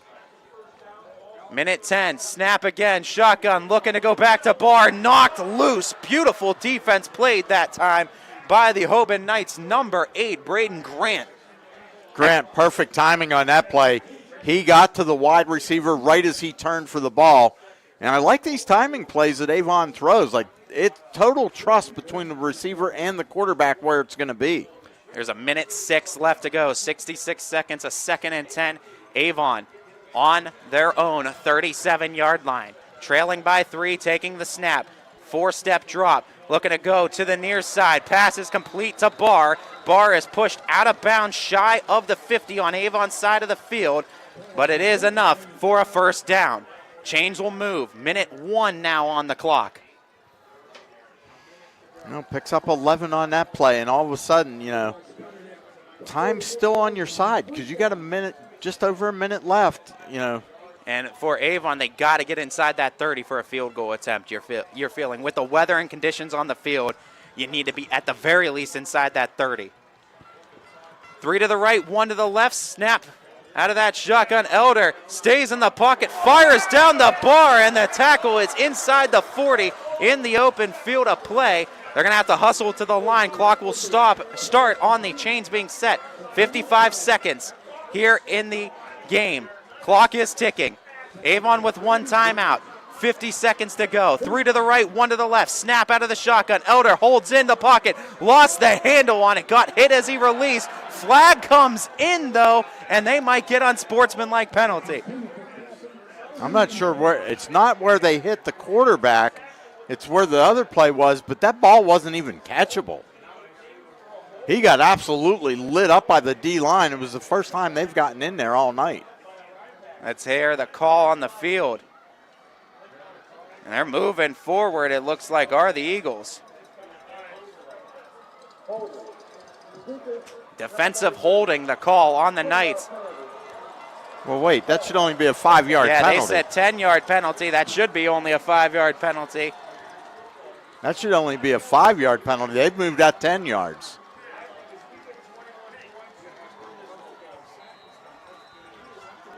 This will put them, Avon, inside that 30 at the 26. 43 seconds to go. State championship game on the line. 3 to the right, empty, or 1 to the left rather. Delayed handoff, push them back behind the 30. The Knight defense causes a loss of yardage as Maxey got the handoff. David Bell and Tanner Mintz in on that play. First time we've been able to really see them penetrate. And I think Avon was trying to surprise them there. But, boy, the Hoban defense reacted very well to it. So there's their final timeout. 2nd and 14 now, and like you said, final timeout. No more stoppage of clock either way for this team, for either team. Yeah. The only way, incompletion, out of bounds, first down, those are the only ways you're going to be able to do it. But the thing you're looking at, Ty, the ball's at the 30-yard line, 38 seconds left. I honestly feel they're going to have to get to about the 17, 18-yard line for him to have a shot Have here. a real good shot, too. Yeah. I mean, you're asking a lot right now, 40-plus, 45 yards plus from where they're at right now if they were to attempt that game-tying field goal try. Breaking the huddle from the near side, the Eagles. Hoban defense already scattering the field. They're going to send 3 to the right, 1 to the left, single back in the backfield with the Eagles on that right hip of Elder. From Hoban's 30-yard line, 2nd and 14, snap out of the shotgun. 3-step drop, rolls forward, lost his balance, and yeah, you said fell, and they touched him just in time. Still shy of the mark, and actually I think he lost a yard. Clock is ticking, 25 seconds and ticking. Can't stop the clock anymore, 20 seconds and ticking. I think they're going to go for the home run here. 4 receivers set. Elder goes the short way, and they're going to get out of bounds. That time does Barr. 10 seconds left, and they got about 6 on the play, rather. Yeah, but it brings up 4th down. And now you got to go for it. 10 seconds left. 27-yard line is where they are set. This is going to be about a 44 to 45-yard attempt. The kicker, Owen Warwick. Long snapper, Carson Canning. Holder is Colin Fallis. Chance to tie the game, potentially send it to overtime. Snap is down, kick is up. It's losing steam, and it's shy of the mark. At 5 seconds left, the Knights will take over on downs, and a knee will send the Archbishop Hoban Knights to the state championship game. Come up about 5 yards short. He put everything he had into it. But again, that wind kind of cut it down, and all of a sudden, give him credit. I think we're going to get a flag on the Knights. I don't know if it's a sideline warning.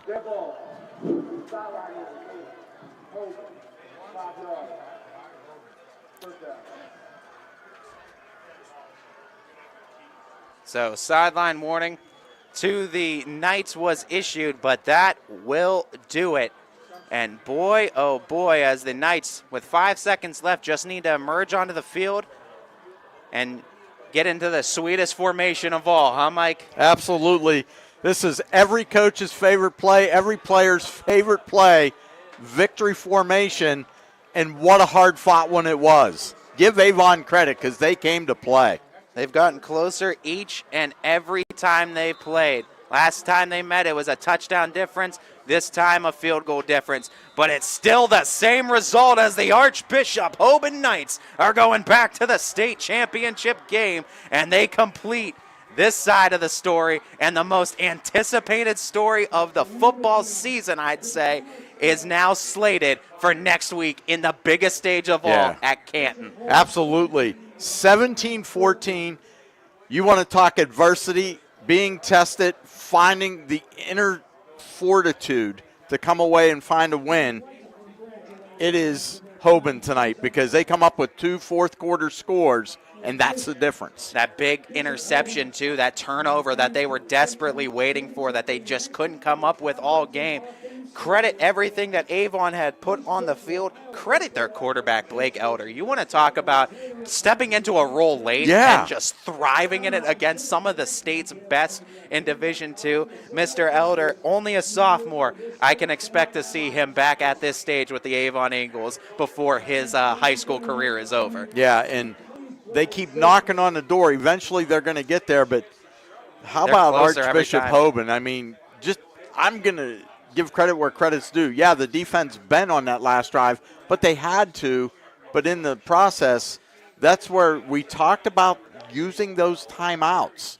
Had you had timeouts in your back pocket, that's a whole different series. No doubt. 17-14, your final here from Byersfield in Parma, Ohio. The Archbishop Hoban Knights have advanced to get back to the state championship scene where they will be taking on the Massillon Washington Tigers in an all-time exciting matchup with the gold, the ultimate gold, on the line next Thursday. Not Friday, Thursday night. So it's a premier matchup. Thursday night. Cannot wait to get to Tom Benson Stadium next Thursday night to see this.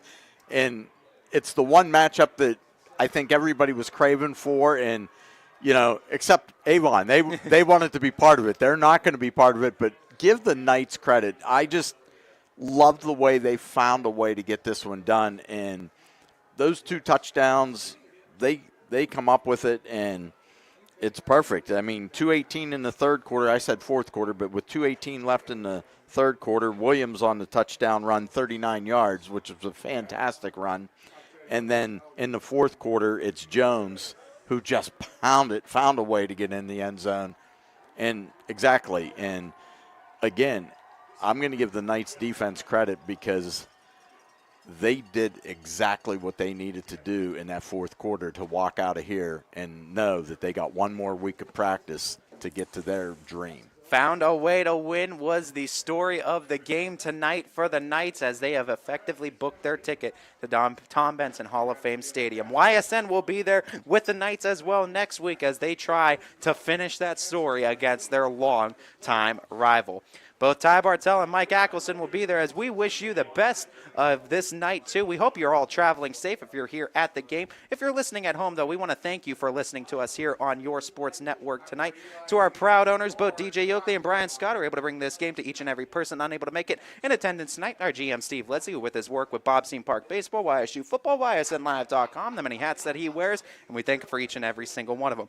And most importantly to all of you who turned in and helped support these kids, schools, and communities. You guys are really and truly what YSN Live is all about, and so we thank you. If you're in that Avon community supporting the Eagles, maybe getting your first taste of YSN, we want to thank you for your support. Hope you enjoyed the ride and want to remind you that YSN is a completely free service to schools. So if you want to find out how to get your sports network at your school, you can email us at info@ysnlive.com. That's info@ysnlive.com. or contact your school's athletic director. If you're back home in the Akron community supporting the Archbishop Hoban Knights with YSNLive.com, we want to thank you for your continued and constant support of not only Akron Hoban Athletics, but also YSNLive.com, or wherever you may be in the sport of high school football. I'm Ty Bartell. He's Mike Ackelson. We're bidding you all a farewell and a good night, everybody.